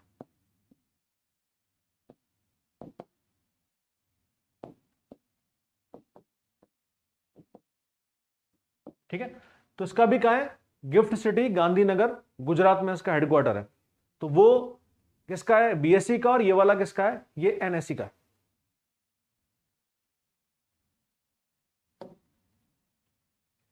फिर इसके बाद अगला इसमें है कमोडिटी मार्केट, ठीक है। तो अभी तक हम जो पढ़ रहे थे वो क्या पढ़ रहे थे? हमने पढ़ा था शेयर मार्केट। लास्ट क्लास में हमने बात करी थी कैपिटल मार्केट की। तो ये जो कैपिटल मार्केट था इसमें एक तो ट्रेडिंग किसकी हुई थी? एक इसमें ट्रेडिंग थी शेयर्स की, दूसरी इसमें ट्रेडिंग है कमोडिटीज की।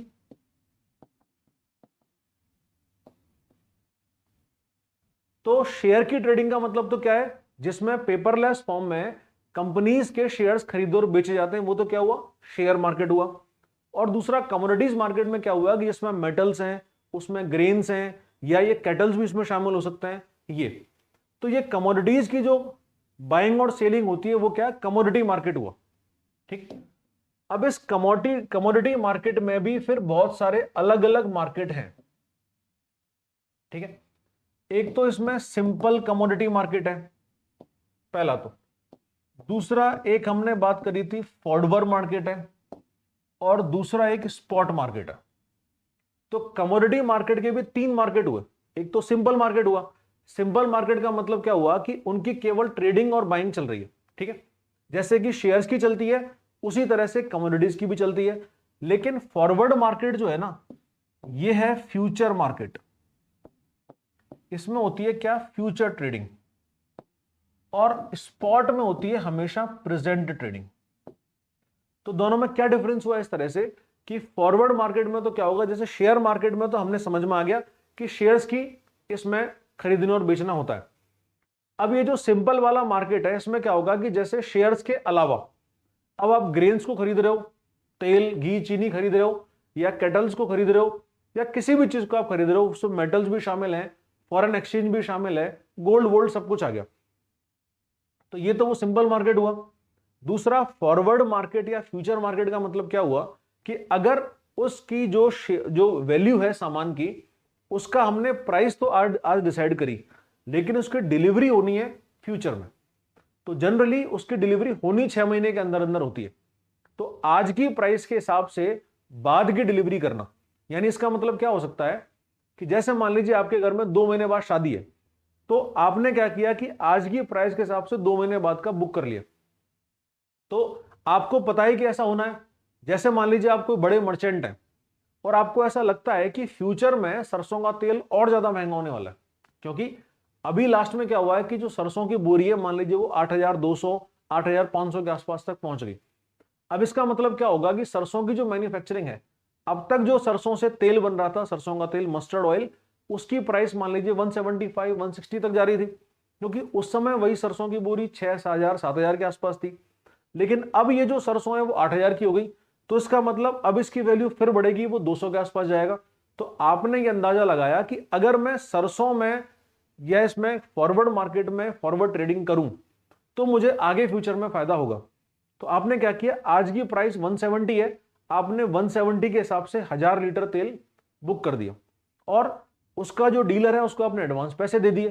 तो ये तो क्या हुआ, ये हुआ फॉरवर्ड या फ्यूचर ट्रेडिंग। लेकिन आपको जो उसकी डिलीवरी है वो चाहिए 2 महीने बाद, आज नहीं चाहिए। तो आपने आज की कीमतों के हिसाब से फ्यूचर की जो है वो ट्रेडिंग करी। ये तो क्या हुआ, फॉरवर्ड या फ्यूचर ट्रेडिंग। हिंदी में इसको क्या बोलते हैं, हिंदी में इसको बोलते हैं वायदा बाजार।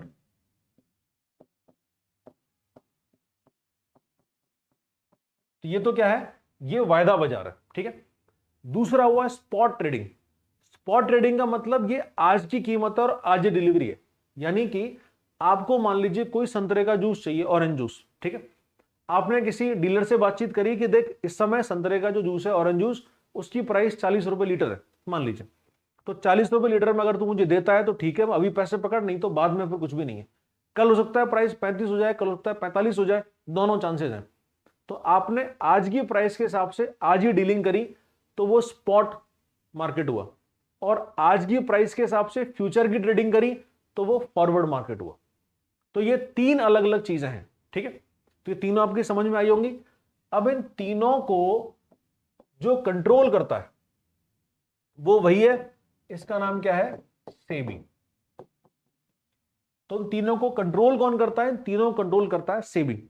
पहले क्या था, मैंने आपको बताया था लास्ट क्लास में कि इस फॉरवर्ड मार्केट को कंट्रोल करने के लिए, ये बेसिकली पूरा नाम ज्यादा है, तो इसको कंट्रोल करने के लिए बना था फॉरवर्ड मार्केट कमीशन।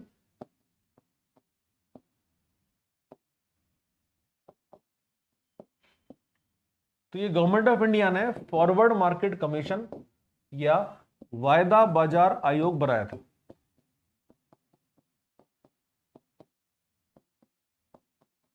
ठीक है, तो वायदा बाजार आयोग बना कब, 1953 में।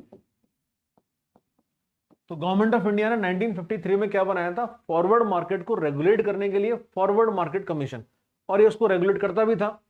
लेकिन मोदी जी ने क्या किया कि इसको 2015 में मर्ज कर दिया विद सेबी।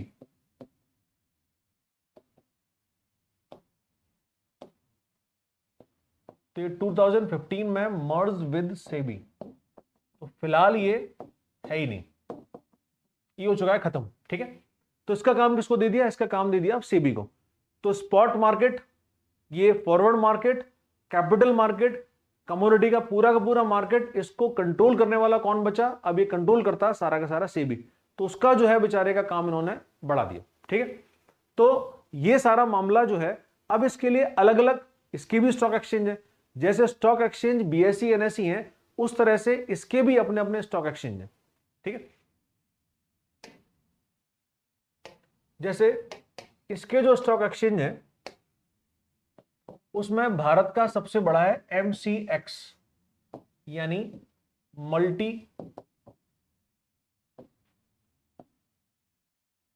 Commodity exchange.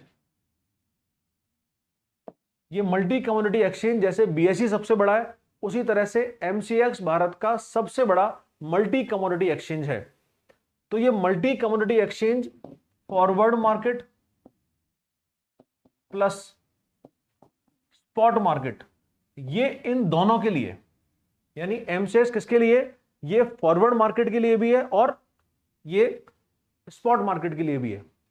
इसका रेगुलेटर कौन है, क्योंकि पूरा का पूरा जो मार्केट है इसको रेगुलेट करने वाला कौन है, सेबी। तो इसका भी रेगुलेटर कौन हुआ, वही सेबी। तो सेबी ही कंट्रोल करता है किसको, एमसीएक्स को। ठीक है। ये एमसीएक्स का हेडक्वार्टर मुंबई में ही है।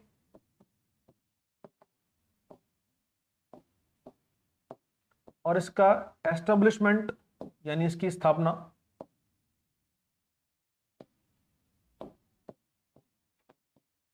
है इसकी 2003 में। तो गवर्नमेंट ऑफ इंडिया ने 2003 में मल्टी कमोडिटी एक्सचेंज या एमसीएक्स बनाया था। ठीक है। रेगुलेटर कौन है इसका? सेबी। और स्पॉट एक्सचेंज और ये कमोडिटी एक्सचेंज, इन दोनों को ही ये संभालता है। ठीक है। फिर इसके बाद दूसरा सबसे बड़ा है आईसीडीएक्स यानी इंडियन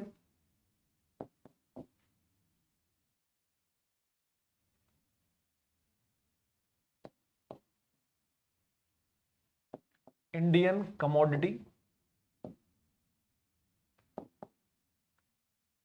एंड डेरिवेटिव्स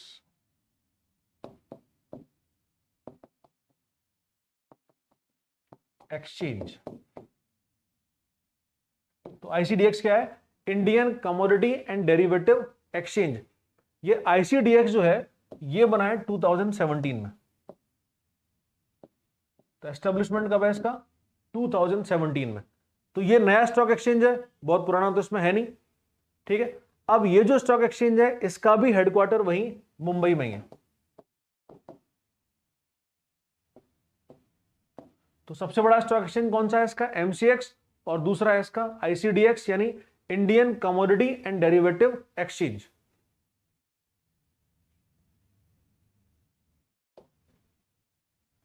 फिर इस तरह का तीसरा है एनसीडीएक्स यानी national commodity and derivative exchange.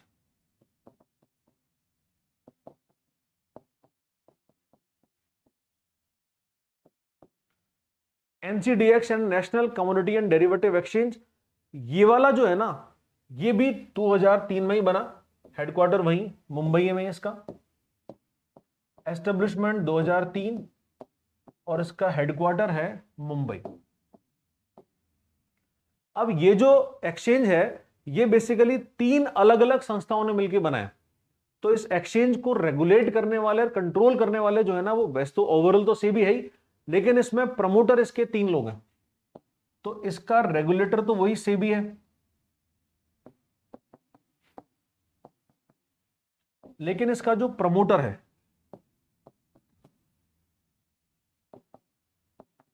इसका एक तो LIC, दूसरा प्रमोटर है इसका नाबार्ड और तीसरा प्रमोटर है इसका NSE। तो ये गवर्नमेंट ऑफ इंडिया की 3 अलग अलग ऑर्गेनाइजेशन है, LIC, नाबार्ड और NSE। इन तीनों ने मिलकर बनाए एनसीडीएक्स यानी national commodity and derivative exchange. ठीक है। तो ये इस तरह से अलग अलग बहुत सारे स्टॉक एक्सचेंज हैं भारत में जो काम कर रहे हैं।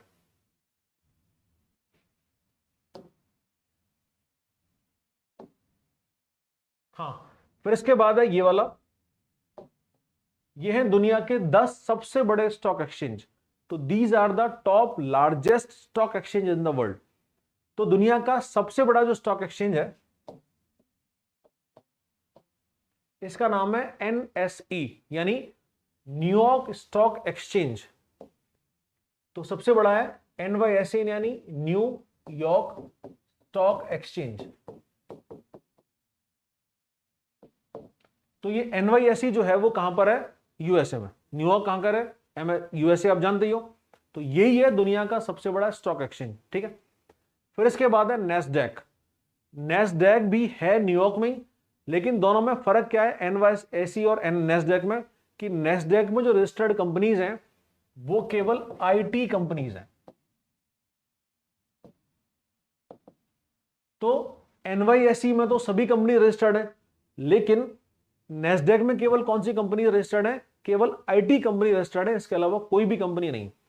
तो नेस्डैक में केवल IT कंपनी और NYSE में हर तरह की कंपनी, हर सेक्टर की कंपनी है। इसके बाद थर्ड लार्जेस्ट है TSE यानी टोक्यो स्टॉक एक्सचेंज। तो ये कहां पर हुआ? जापान की राजधानी टोक्यो में। तो जापान का सबसे बड़ा कौन सा है? टीएसई यानी टोक्यो स्टॉक एक्सचेंज। इसके बाद फिर फोर्थ लार्जेस्ट है एसएसई यानी शंघाई स्टॉक एक्सचेंज। और ये शंघाई स्टॉक एक्सचेंज कहां पर है? ये आप जानते ही हो, जैसे इंडिया की कमर्शियल कैपिटल कौन सी है? मुंबई। उसी तरह से ये शंघाई जो है वो किसी कमर्शियल कैपिटल है? शंघाई चाइना ही कमर्शियल कैपिटल है। ठीक है। अगला है यूरोनेक्स्ट। ये यूरोनेक्स्ट जो है वो पूरे यूरोप के देशों का है, यानी यूरोप के सारे कंट्रीज जो कि यूरोजोन में शामिल है। तो यूरोजोन वाले जो 26 कंट्रीज हैं वो सारे शामिल हैं किसमें? इस यूरोनेक्स्ट में। यूरोनेक्स्ट कहां है? एम्स्टर्डम में। एम्स्टर्डम कैपिटल है नीदरलैंड्स की, जिसको पहले बोला करते थे हॉलैंड। ठीक है। तो एम्स्टर्डम में कौन सा है? ये यूरोनेक्स्ट है, ये एम्स्टर्डम में, जो कि पूरे यूरोप का है, सभी यूरोप के देश शामिल हैं। फिर इसके बाद है HKSE यानी हांगकांग स्टॉक एक्सचेंज। तो ये HK यानी हांग और कॉन्ग। हांगकांग फिलहाल चाइना का पार्ट है, लेकिन थोड़ा सा ऑटोनोमस है, यानी हांगकांग पूरी तरह से चाइना का स्टेट नहीं है, वो एक ऑटोनोमस रीजन है। तो ऑटोनोमस रीजन होने का मतलब क्या है कि इकोनॉमिकली डोमेस्टिकली फ्री है। लेकिन हांगकांग के जो बाहर वाले जितने भी इश्यूज हैं, या जैसे हम बात करें कि उसके जो इंटरनेशनल अफेयर्स हैं, वो सारे के सारे किसके साथ हैं? वो सारे के सारे हैं अभी भी चाइना के साथ में। तो डोमेस्टिक अफेयर्स में तो फ्री है और इंटरनेशनल अफेयर्स में वो चाइना के साथ है। तो हांगकांग को आप यहां चाइना का पार्ट ही मान के चलें। फिर इसके बाद है LSE। तो चाइना के इस तरह से दो स्टॉक एक्सचेंज हुआ, 4 और 6। तो दो तो अमेरिका के हैं, 1 और 2, NYSE और नेस्डेक, और दो चाइना के हैं, 4 और 6, SSE शंघाई और HKSE हांगकांग। फिर इसके बाद है LSE यानी लंदन स्टॉक एक्सचेंज। ये आप जानते ही हो, ये अमेरिका है, USA UK है। तीसरा चाइना का और आया, ये है SSE यानी शेंजेन। ये शेंजेन भी चाइना का ही है। तो चाइना के हो गए कितने? 3 हो गए, शंघाई, शेंजेन और ये हांगकांग। फिर इसके बाद है TSE यानी टोरंटो स्टॉक एक्सचेंज। ये कहां पर है? ये है कनाडा में। और उसके बाद है फिर हमारा BSE यानी मुंबई स्टॉक एक्सचेंज, ये भारत का है। तो ओवरऑल जो 10 सबसे बड़े स्टॉक एक्सचेंज हैं, उनमें दो तो हैं अमेरिका के, फर्स्ट और सेकंड, NYSE और नेस्डेक। नेस्डेक केवल IT कंपनीज का है, NYSE सारी कंपनीज का है। फिर थर्ड पे है TSE टोक्यो का, फोर्थ पे है SSE शंघाई, फिफ्थ पे है यूरोनेक्स्ट एम्स्टर्डम नीदरलैंड्स का, HKSE सिक्स्थ है हांगकांग का, LSE London stock exchange Britain का, फिर SSE यानी शेंजेन स्टॉक एक्सचेंज ये चाइना का, TSE टोरंटो कनाडा का, और BSE मुंबई इंडिया का। तो ये टोटल 10 सबसे बड़े स्टॉक एक्सचेंज फिलहाल भारत में हैं, पूरी दुनिया में है।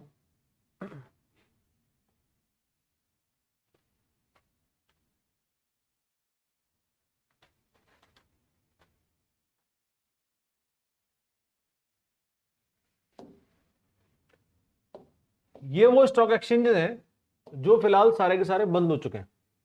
तो पहले उनका जो नाम था उनका क्लोजिंग ईयर, जैसे अहमदाबाद वाला 2018 में बंद हुआ, दिल्ली स्टॉक एक्सचेंज 2017 में बंद हुआ, गुवाहाटी वाला जिसमें नॉर्थ ईस्ट के सारे स्टेट शामिल हुआ करते थे वो 15 में बंद हुआ, जयपुर स्टॉक एक्सचेंज 15 में बंद हुआ, मध्य प्रदेश स्टॉक एक्सचेंज भोपाल में था 15 में बंद हुआ, मद्रास स्टॉक एक्सचेंज चेन्नई में था, ये 15 में बंद हुआ है, पुणे स्टॉक एक्सचेंज 15 में बंद हुआ है, बड़ोदरा 15 में, बेंगलोर 14 में, कोचिन 14 में, OTC ये 2015 में।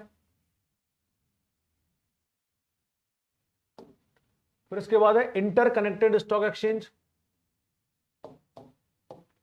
यानी ICSE, ये 2014 में, लुधियाना 14 में, भुवनेश्वर 2005 में बंद हो चुका था, कोयम्बटूर 2009 में, मगध स्टॉक एक्सचेंज पटना में था 2007 में, त्रिवेंद्रम स्टॉक एक्सचेंज ये केरला में था 2010 में, मैंगलोर स्टॉक एक्सचेंज 2004 में कर्नाटका में, हैदराबाद वाला 2007 में, और यूपी वाला मेरठ में था 2015 में। तो ये 20 स्टॉक एक्सचेंज हुआ करते थे जिन पर कंट्रोल करता था कौन? NSE। लेकिन ये सारे फिलहाल बंद करके क्या कर दिया? इसको सेंट्रलाइज सिस्टम कर दिया। ठीक है। फिर हम आ रहे हैं अगली चीज पर जिसका नाम है म्यूचुअल फंड। तो mutual funds are subject to market risk, ऐसा आपने पढ़ा होगा या सुना होगा, ठीक है। तो जब भी कोई ऐड आता है म्यूचुअल फंड का, तेंदुलकर का ऐड आया करता था, तो वो तेंदुलकर का ऐड हो गया, उसके बाद फिर वो जोर जोर से बोलते जल्दी जल्दी कि mutual funds are subject to market risk, ठीक है। म्यूचुअल फंड का मतलब क्या हुआ, ये दो लोगों का आपस की फंड हो गया, यानी कंपनी ने शेयर जारी किए और वो शेयर खरीदने वाला इन्वेस्टर है। अब कंपनी प्रॉफिट में आती है तो इन्वेस्टर प्रॉफिट में, कंपनी लॉस में जाती है तो भी इन्वेस्टर लॉस में, ठीक है। लेकिन म्यूचुअल फंड क्या है, थोड़ा सा इसमें म्यूचुअली करने की कोशिश की, यानी कि मुझे मतलब नहीं है कि ये क्या कर रहे हो आप, लेकिन अगर आप फायदे में हो तो मुझे फायदा दे देना, और लॉस में हो तो मुझे आप लॉस में थोड़ा सा हिस्सा दे देना। दूसरी चीज, मैं क्योंकि एक्सपर्ट नहीं हूं, मैं नहीं जानता इन सारी चीजों को, तो सिचुएशन में मैं क्या करूंगा कि मैंने एक्सपर्ट के पास जाकर के अपना पैसा उसको दे दिया। तो म्यूचुअल फंड्स, ये सभी जितने भी आज बैंक्स हैं, क्योंकि बैंक्स मल्टी फंक्शनिंग हो चुके हैं, अब वो बैंक पहले वाले बैंक नहीं रहे जो केवल दो काम करते थे, एक्सेप्टेंस ऑफ डिपॉजिट और एडवांसमेंट ऑफ लोन, यानी लोन्स देना और जमाएं स्वीकार करना। अब ये सारे बैंक्स क्या है, मल्टी फंक्शनिंग करने वाले बैंक हैं, बहुत सारे काम करने वाले हैं। तो उन बहुत सारे कामों में से एक म्यूचुअल फंड का काम भी है, यानी कि आपका रेगुलर सैलरी आती है, आप उस रेगुलर सैलरी को कहीं ना कहीं इन्वेस्टमेंट करना चाहते हो।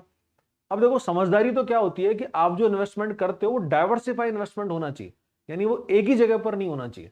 अब आपने पोस्ट ऑफिस में भी डाला उस पैसे को, आपने शेयर में भी डाला, आपने कमोडिटीज में भी डाला, म्यूचुअल फंड में भी डाला, आगे हम एसआईपी की बात करेंगे उसमें भी डाला, तो आपने डाइवर्सिफाई इन्वेस्टमेंट किया, जिससे कि एक डूबेगा दूसरा चल जाएगा, दूसरा डूबेगा तीसरा चल जाएगा, तो वहां पर रिस्क थोड़े से कम हो जाता है। और ज्यादा ज्यादा पैसा मत फंसाओ, थोड़ा थोड़ा पैसा सब जगह लगाओ, तो इससे क्या होगा, डाइवर्सिफाई होगा, पैसा कम लगा होगा तो घाटे के चांसेस कम होंगे, घाटा होगा तो बहुत थोड़े लेवल पे होगा। तो म्यूचुअल फंड में क्या हुआ कि आपने अपना पैसा अपने किसी एक्सपर्ट को दे दिया, अब वो जाने, उसका काम जाने, वो कुछ भी करे। तो आपने क्या किया, आपने तो रेगुलरली अपने अकाउंट से पैसा काटना चालू किया, ठीक है। और आपने वो म्यूचुअल फंड के तौर पे पैसे अगर काटे, तो उसमें क्या हुआ कि उसने पैसे लिए और उठाकर किसी को दे दिए। कैसे? ऐसे। यहां पर सबसे पहले ये इन्वेस्टर है, ये है एक इन्वेस्टर। अब ये इन्वेस्टर्स एक भी हो सकते हैं, उनका ग्रुप भी हो सकता है। तो क्या कर सकते हैं इन्वेस्टर, यहां पर एक पूल बना सकता है।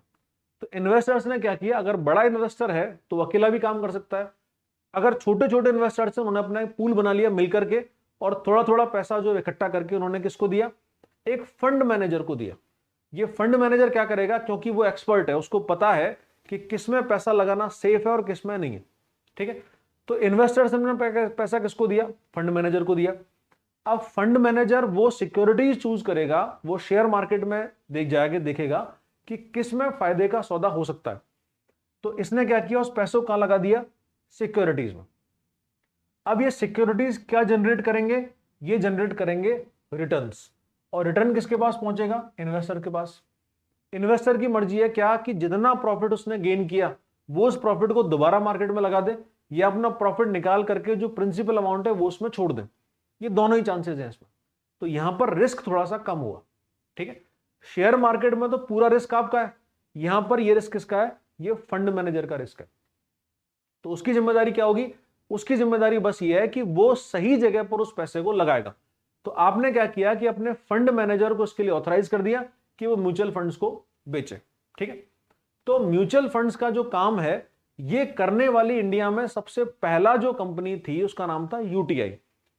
तो सबसे पहले म्यूचुअल फंड्स को शुरू करने वाला इंडिया में कौन था, उसका नाम था यूटीआई, यानी unit trust of India,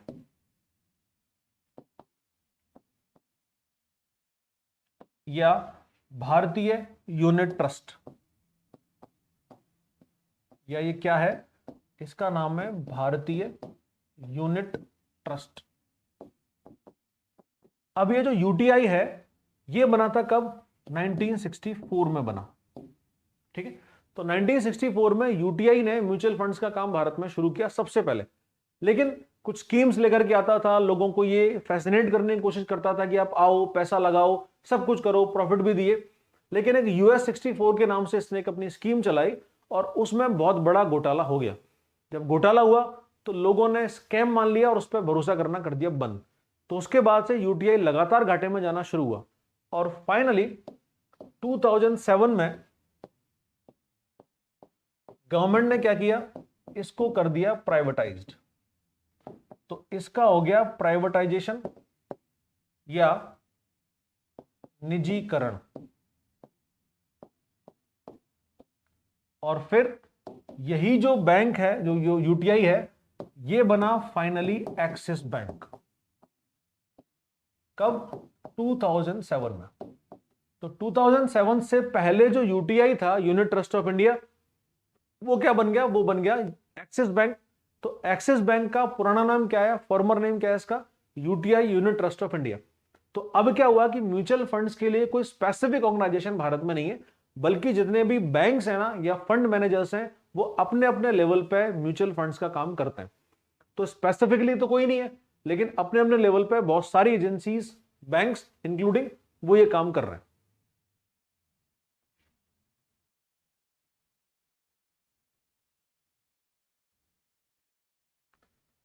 large stock exchange का मतलब है कि जैसे अभी जो हमने पढ़े सारे के सारे रीजनल स्टॉक एक्सचेंज थे, तो 20 जो स्टॉक एक्सचेंज थे वो सारे कौन से थे? वो रीजनल हुआ करते थे। अब ये जो रीजनल स्टॉक एक्सचेंज थे, ये केवल अपने स्टेट में काम कर रहे हैं, यानी अपने स्टेट के इन्वेस्टर्स को पैसा लगवा रहे हैं। लेकिन अब वो NSE जो है वो क्या करता है? वो पूरे भारत के लगवा रहा है। तो क्योंकि सिस्टम हो गया ऑनलाइन, तो ऑनलाइन में आप तो चाहे कहीं भी बैठो, अभी जैसे जो लोग वीडियो देख रहे हैं, अभी लाइव क्लास में जुड़े हुए हैं, वो लोग अलग अलग जगह पर बैठे हुए हैं। तो एक अगर ये ऑफलाइन क्लास होती तो आप लोग सारे मेरे सामने बैठे होते। अब वो जहां पर ही हमारा स्टूडियो है, आप वहां पर बैठे होते बस। तो केवल ये जो क्लास का प्रॉफिट है या फायदा है वो उन्हीं लोगों को मिलता जो हमारे सामने बैठे हुए हैं। लेकिन अब क्योंकि ऑनलाइन का सिस्टम आ गया, तो ऑनलाइन से ये जो वीडियो है ये बहुत लोगों तक पहुंचा जो शायद ऑफलाइन के थ्रू नहीं पहुंच पाता। तो इसका फायदा क्या हुआ कि जैसे ही ऑनलाइन ट्रेडिंग शुरू हुई, तो ऑनलाइन ट्रेडिंग में स्टेट्स के इन्वेस्टर्स भी शामिल हो गए। अब पहले क्या होता था कि जब पेपर फॉर्म में इन्वेस्टमेंट हुआ करता था, जो शेयर्स हुआ करते थे, तो BSE काम कर रहा है तो केवल मुंबई के लोग ही तो पैसा लगा सकते हैं। बाहर के लोगों को पैसा लगाने के लिए मुंबई आना पड़ेगा। तो जब वो मुंबई आएंगे तो पैसा लगा पाएंगे, नहीं तो लगा ही नहीं पाएंगे। ऑनलाइन होते ही दुनिया के किसी भी कोने में कोई भी बैठा हुआ है, वो आकर के पैसा लगा सकता है। हमारी बात हुई थी क्या कि जो ये FII है, यानी फॉरेन इंस्टीट्यूशनल इन्वेस्टमेंट है, वो भी हो सकता है। 24% उसकी लिमिट है। तो बाहर के इन्वेस्टर्स भी पैसा लगा सकते हैं, डोमेस्टिक भी लगा सकते हैं। तो दोनों ही तरह की फैसिलिटीज यहां मिल जाती हैं। फिर अगला है SIP, यानी सिस्टमैटिक इन्वेस्टमेंट प्लान।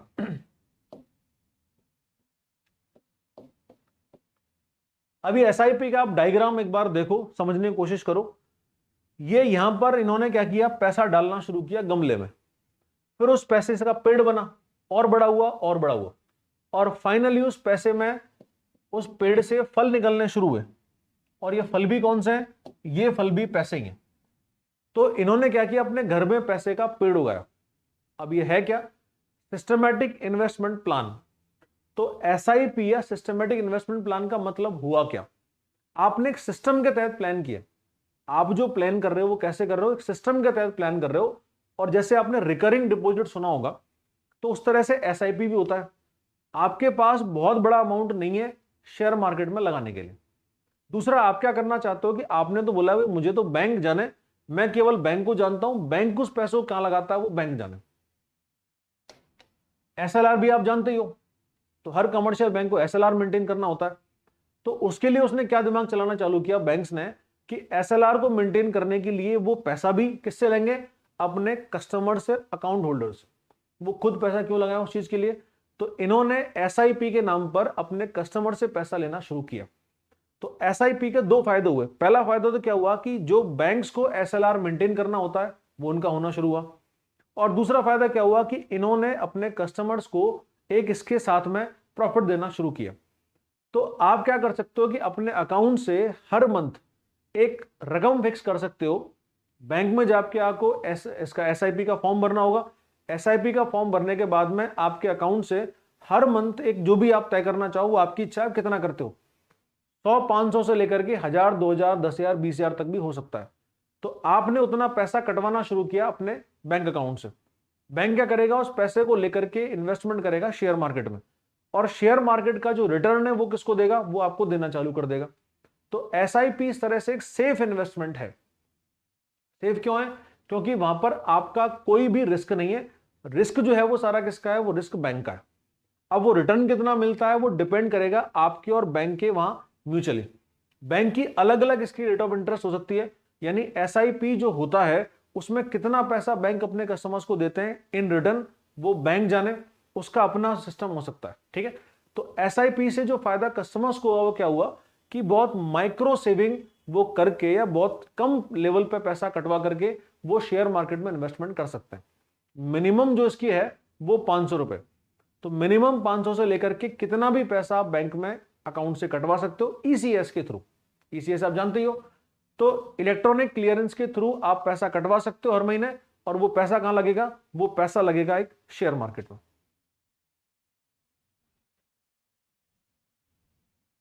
फिर आती है इसके आगे गवर्नमेंट की सिक्योरिटीज। तो अब तक हम जो पढ़ रहे थे मामला वो सारा का सारा प्राइवेट सिक्योरिटीज का था, और अब किसका आया, अब हम आ रहे हैं जी सैक पे। तो ये मामला है अगला किसका, जी सैक यानी गवर्नमेंट की सिक्योरिटीज का। ठीक है, जी सैक के लिए हम पढ़ चुके हैं कि जी सैक एक गिल्ट एज्ड मार्केट है। जी सैक जो है ना इसको बोलते हैं गिल्ड एज्ड मार्केट। अब ये जो वर्ड है ना गिल्ट एज्ड, गिल्ट का मतलब होता है गोल्डन, और एज्ड यानी बॉर्डर या किनारा।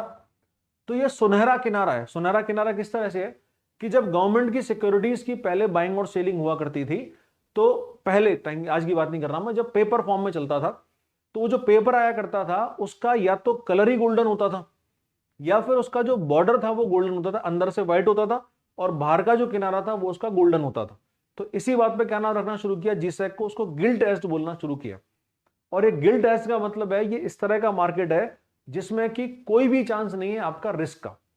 आप हमेशा प्रॉफिट में रहोगे अगर आप जी सैक में इन्वेस्टमेंट करते हो तो लो रिस्क और लो इंटरेस्ट, ये वो वाला काम है। तो कम रिस्क होगा लेकिन प्रॉफिट भी कम होगा। ठीक है, जहां पर ज्यादा रिस्क है वहां पर ज्यादा प्रॉफिट भी होता है। ये इकोनॉमिक्स का सीधा सा बेसिक रूल है। तो यहां पर आप कम रिस्क के थ्रू कम फायदा ले सकते हो। इसमें जो मेन रोल है वो किसका है, मेन रोल है इस जगह पर आरबीआई का। तो आरबीआई जनरली इस कैपिटल मार्केट को कंट्रोल तो नहीं करता, लेकिन आरबीआई गवर्नमेंट सिक्योरिटीज को सेल करने वाला होता है। तो आरबीआई क्या करता है, कमर्शियल बैंक्स के थ्रू इन गवर्नमेंट की सिक्योरिटीज को सेल करता है। तो आरबीआई जिन गवर्नमेंट सिक्योरिटीज को सेल करता है उसमें सबसे पहली सिक्योरिटी है, उसको बोलते हैं टी बिल्स। तो सबसे पहला कौन सा है इसमें, यह है टी बिल्स। टी का मतलब है यहां पर ट्रेजरी, यानी ट्रेजरी बिल्स। ट्रेजरी आप जानते हो, ट्रेजरी बोलते हैं खजाने को, और खजाना किसका है, खजाना है सरकार का। तो सरकार अपने खजाने को भरने के लिए जो पॉलिसीज अपनाती है उसको बोलते हैं टी बिल्स। अब ये टी बिल्स है ना वो आरबीआई की ओपन मार्केट ऑपरेशंस या खुले बाजार की क्रियाओं का भी एक बहुत बड़ा टूल है या बहुत बड़ा माध्यम है, जिसमें आरबीआई क्या करता है कि वो मार्केट से सरप्लस मनी को ऑब्जर्व करता है या मार्केट में पैसे को रिलीज करता है। तो मार्केट से पैसा खींचने का और मार्केट में पैसा रिलीज करने का भी उसके पास ये टूल टी बिल्स होता है। तो टी बिल्स बेसिकली क्या है, ये गवर्नमेंट की सिक्योरिटीज है। और टी बिल्स यानी ट्रेजरी बिल, तो आप ये बात इसके नाम से समझ गए होंगे कि टी का मतलब ट्रेजरी है, तो सरकार की खजाना भरने की पॉलिसी वो कैसे होगी। टी बिल्स जो है ना वो फिलहाल 3 तरह के होते हैं। तो फिलहाल 3 तरह के बिल्स हैं। पहला जो है वो मैच्योरिटी पीरियड है इसका 91 डेज। पहला है वो बिल्स जिनका मैच्योरिटी पीरियड कितना है, मैच्योरिटी पीरियड है उसका 91 डेज। ठीक है, दूसरी तरह के बिल्स हैं वो इसका डबल हुआ 182 डेज, और तीसरी तरह के बिल है वो इसका भी डबल हुआ 364 डेज। तो यहां पर आरबीआई कमर्शियल बैंक्स के थ्रू गवर्नमेंट के 3 तरह के टी बिल्स को इशू करता है। पहली तरह का है 91 डेज मैच्योरिटी पीरियड है, दूसरी तरह का 182 डेज का, और तीसरा 364 डेज का है। अब ये जो है 91, 182, 364 क्या है, उसकी मैच्योरिटी पीरियड है।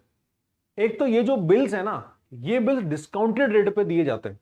इसका मतलब क्या हुआ कि मान लीजिए टी बिल की वैल्यू है 100 रुपए, ये 100 रुपए इसकी क्या है, ये इसकी फेस वैल्यू है अभी जो हमने बात करी।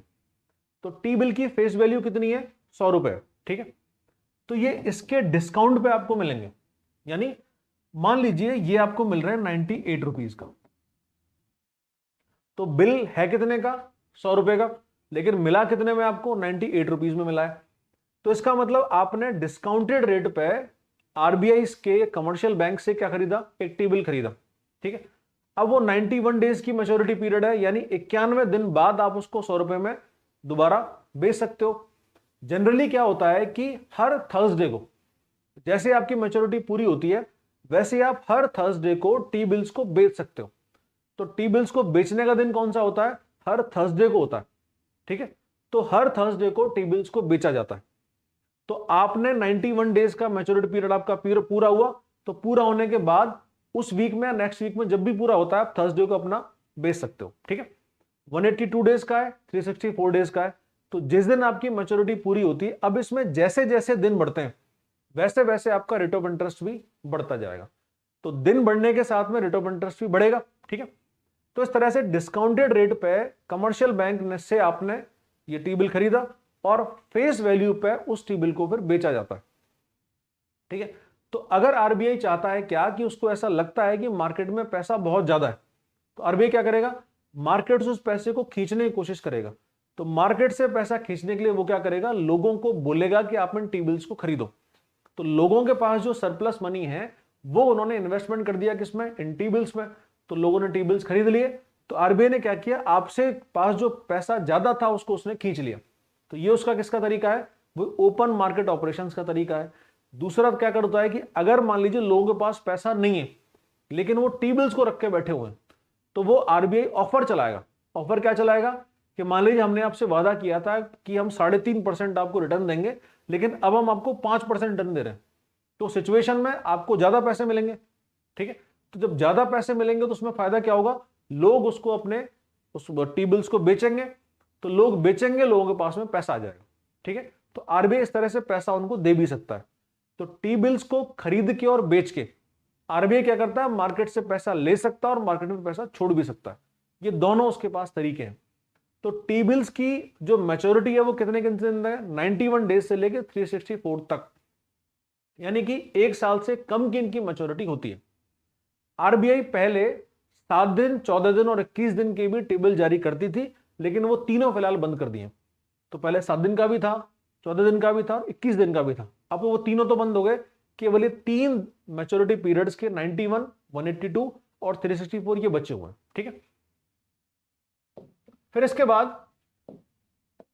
दूसरी तरह के जो बिल्स हैं उनको बोलते हैं कैश मैनेजमेंट बिल्स,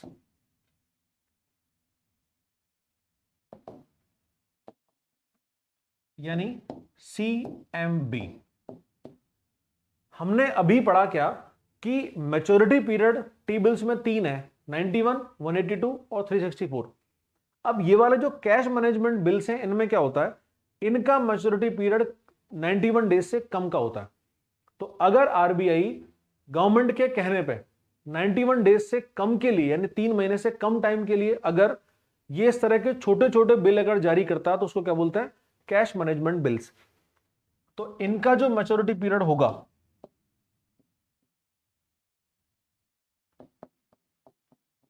इनका मैच्योरिटी पीरियड कितना है, इनका है लेस देन 91 डेज। तो 91 दिन से कम टाइम का इनका मैच्योरिटी पीरियड होता है, ठीक है। अब ये जो मैच्योरिटी पीरियड है इसका रेट ऑफ इंटरेस्ट डिसाइड करेगा आरबीआई उसी समय।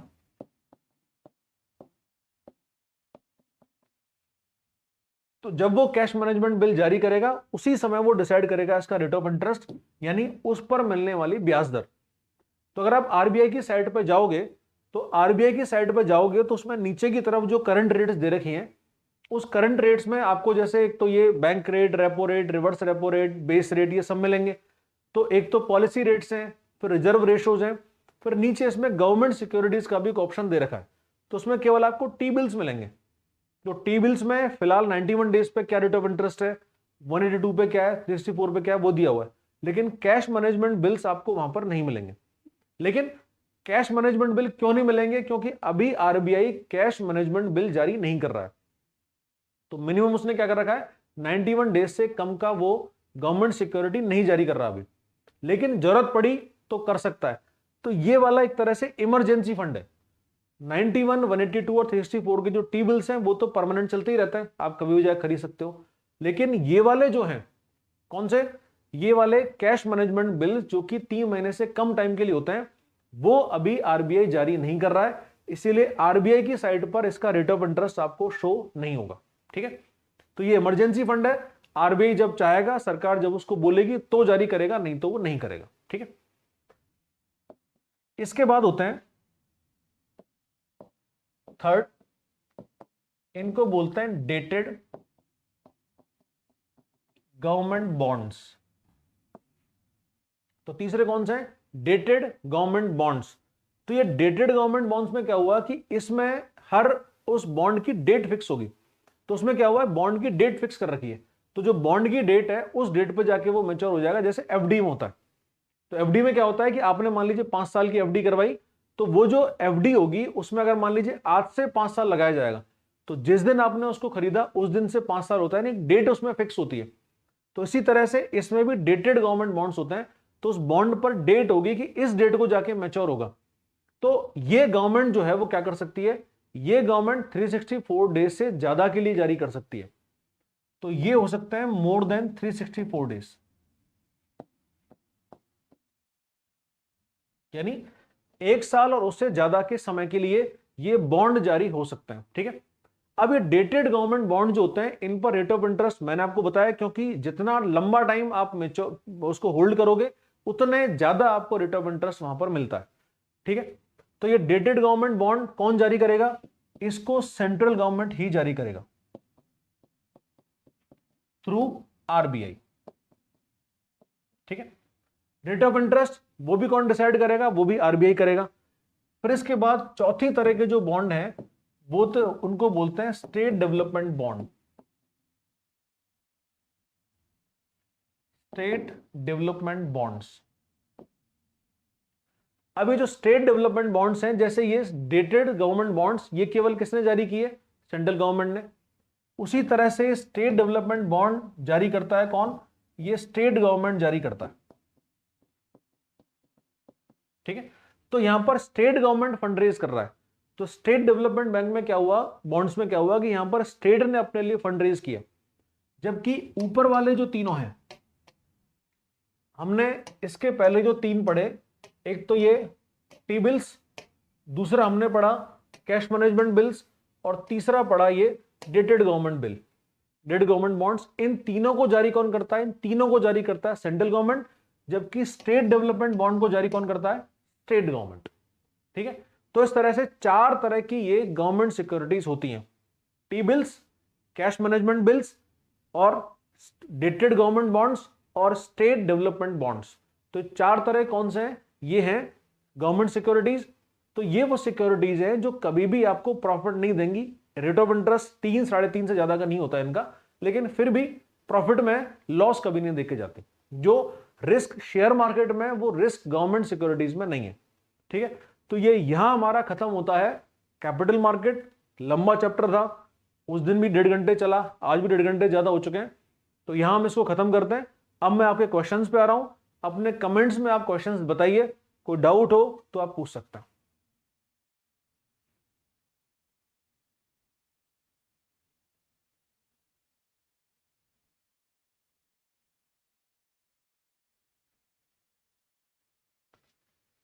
चंदन पूछ रहे हैं कि यदि सर हम 10 साल नहीं सेल किए तो सर इंटरेस्ट बढ़ेगा या नहीं। देखो, इसमें जिस दिन आपकी मैच्योरिटी हो जाती है उसके बाद बहुत ज्यादा 15-20 दिन से ज्यादा का टाइम आपको नहीं मिलता। तो मैक्सिमम 15 दिन के अंदर फिर उसको आपको बाई बैक या सेल परचेज जो भी है वो दोबारा करना होता है, ठीक है। तो इसीलिए फिर आपको ज्यादा फायदा उसका नहीं मिलेगा, तो वो मैक्सिमम टाइम बॉन्ड का उतना ही होता है।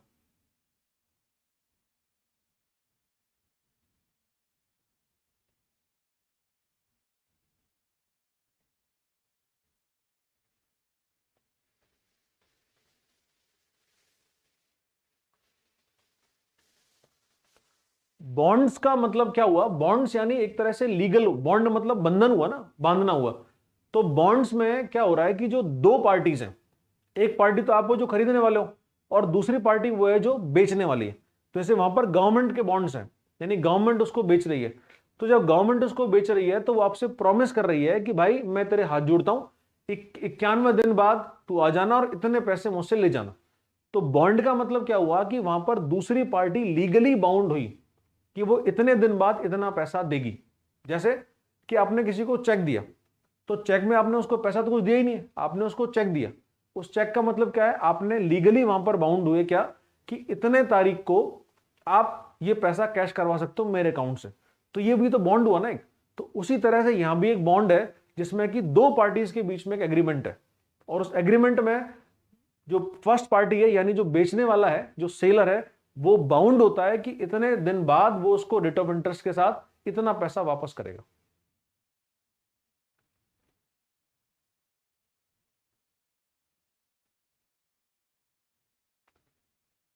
मनी लॉन्ड्रिंग क्या है?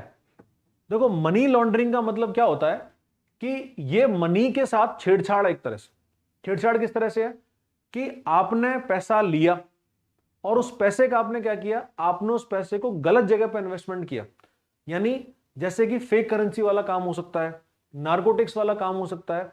तो जहां पर पैसे का मिसयूज होता हो और पैसे को वहां से मार्केट से गायब करना भी इसमें हो सकता है। तो ये सारे जो काम है ना वो मनी लॉन्ड्रिंग में आते हैं। तो मनी लॉन्ड्रिंग यानी क्या, मनी की बर्बादी है, मनी को सही चीज की जगह पे उसको गलत कामों में लगाना मनी लॉन्ड्रिंग होता है।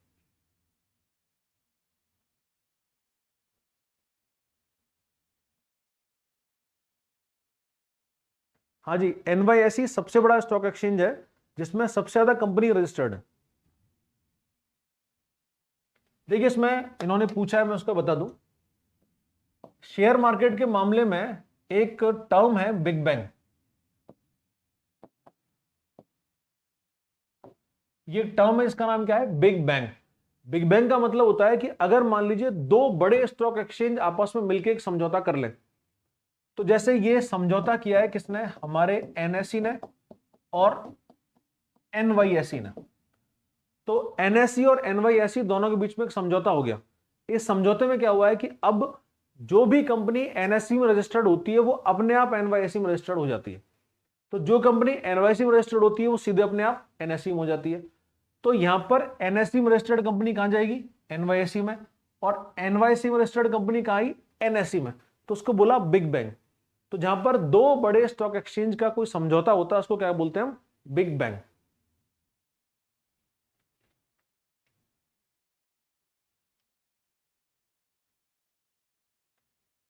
तो सभी कंपनीज ने मुंबई को क्यों चुना, क्या रीजन है इसका बताओ।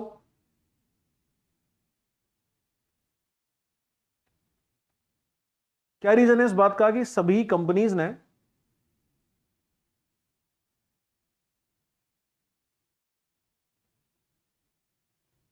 यानी क्या रीजन है कि इन कंपनीज ने मुंबई को चुना है, क्यों चुना है आप सोचो। इसलिए चुना है कि मुंबई कमर्शियल कैपिटल है।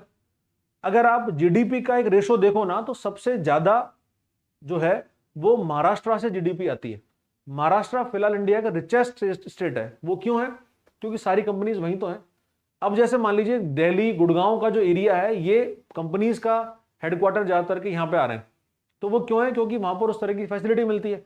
तो मुंबई ब्रिटिश पीरियड से इंडिया की कमर्शियल कैपिटल थी, और मुंबई क्या ट्रेड का सेंटर था उस जमाने में, जबकि मुंबई सबसे बड़ा पोर्ट रहा है। तो सारे कंपनीज का जो ट्रेडिंग होती है लोकल या इंटरनेशनल, वो सारी मुंबई से हुआ करती थी। तो मुंबई इसलिए जो है वो सेंटर बन गया मार्केट का और कमर्शियल कैपिटल बना। तो इसीलिए सारे के सारे स्टॉक एक्सचेंज जो मुंबई में पहुंच गए, यही रीजन है।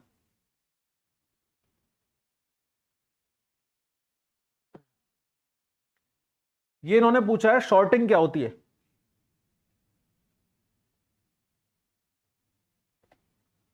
रोशन ने पूछा है शॉर्टिंग ऑफ स्टॉक्स के बारे में। देखो, शॉर्टिंग का मतलब क्या होता है कि कंपनीज ये खेल खेलती हैं। कंपनीज कैसे खेल खेलती हैं? जैसे मैंने आपको एग्जांपल बताया था लास्ट क्लास में, जो अनिल अंबानी और मुकेश अंबानी दोनों ने खेला था। इन्होंने क्या गेम खेला कि अनिल अंबानी की जो डूबती हुई कंपनीज थी जिसमें प्राइस लोअर आ गई थी, तो अनिल अंबानी ने क्या किया, मुकेश अंबानी ने क्या किया कि उसमें पैसा, उसके कुछ शेयर्स को खरीद लिया। तो जैसे ही शेयर्स खरीदे गए, उसने क्या किया, उन शेयर्स को वापस लेना चालू कर दिया। तो ये इस तरह का गेम इनमें चलता रहता है।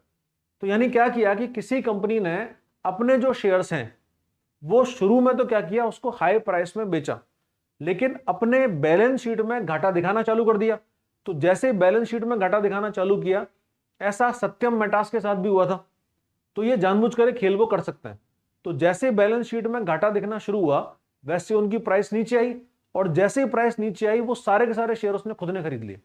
तो जैसे ही कंपनी के पास खुद के पास फंड आए, वो नहीं चाहते कि अपने शेयर होल्डर्स को पैसा देना, क्योंकि प्रॉफिट आएगा तो पैसा देना पड़ेगा।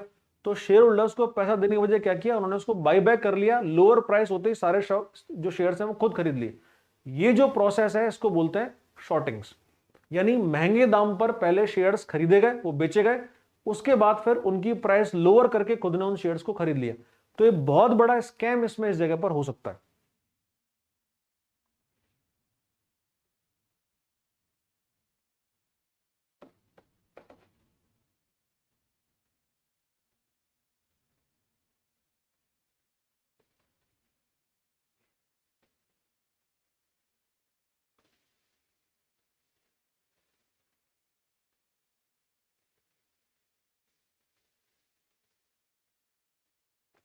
हाँ, टी बिल्स का जो दिन है वो थर्सडे ही रखा हुआ है अभी तो थर्सडे को इनकी बाइंग सेलिंग होती है। ठीक है, फिर आज का सेशन हम यही खत्म करते हैं। Thank you. तो यहां पर हमारा कैपिटल मार्केट खत्म हुआ। धीरे धीरे करके हम उस उड़ान बैच के एक तरह से समाप्ति की तरफ चल रहे हैं। तो क्योंकि आपका बहुत अच्छा साथ मिला है, सहयोग मिला है, आप लोग क्वेश्चन अच्छे लेके आ रहे हो, इंटरेस्टेड हो, फोकस्ड हो, तो ये हमें इस चीज से मोटिवेशन मिलता है। ठीक है, तो थैंक यू। मिलते हैं फिर आपसे कल के सेशन में। Good night.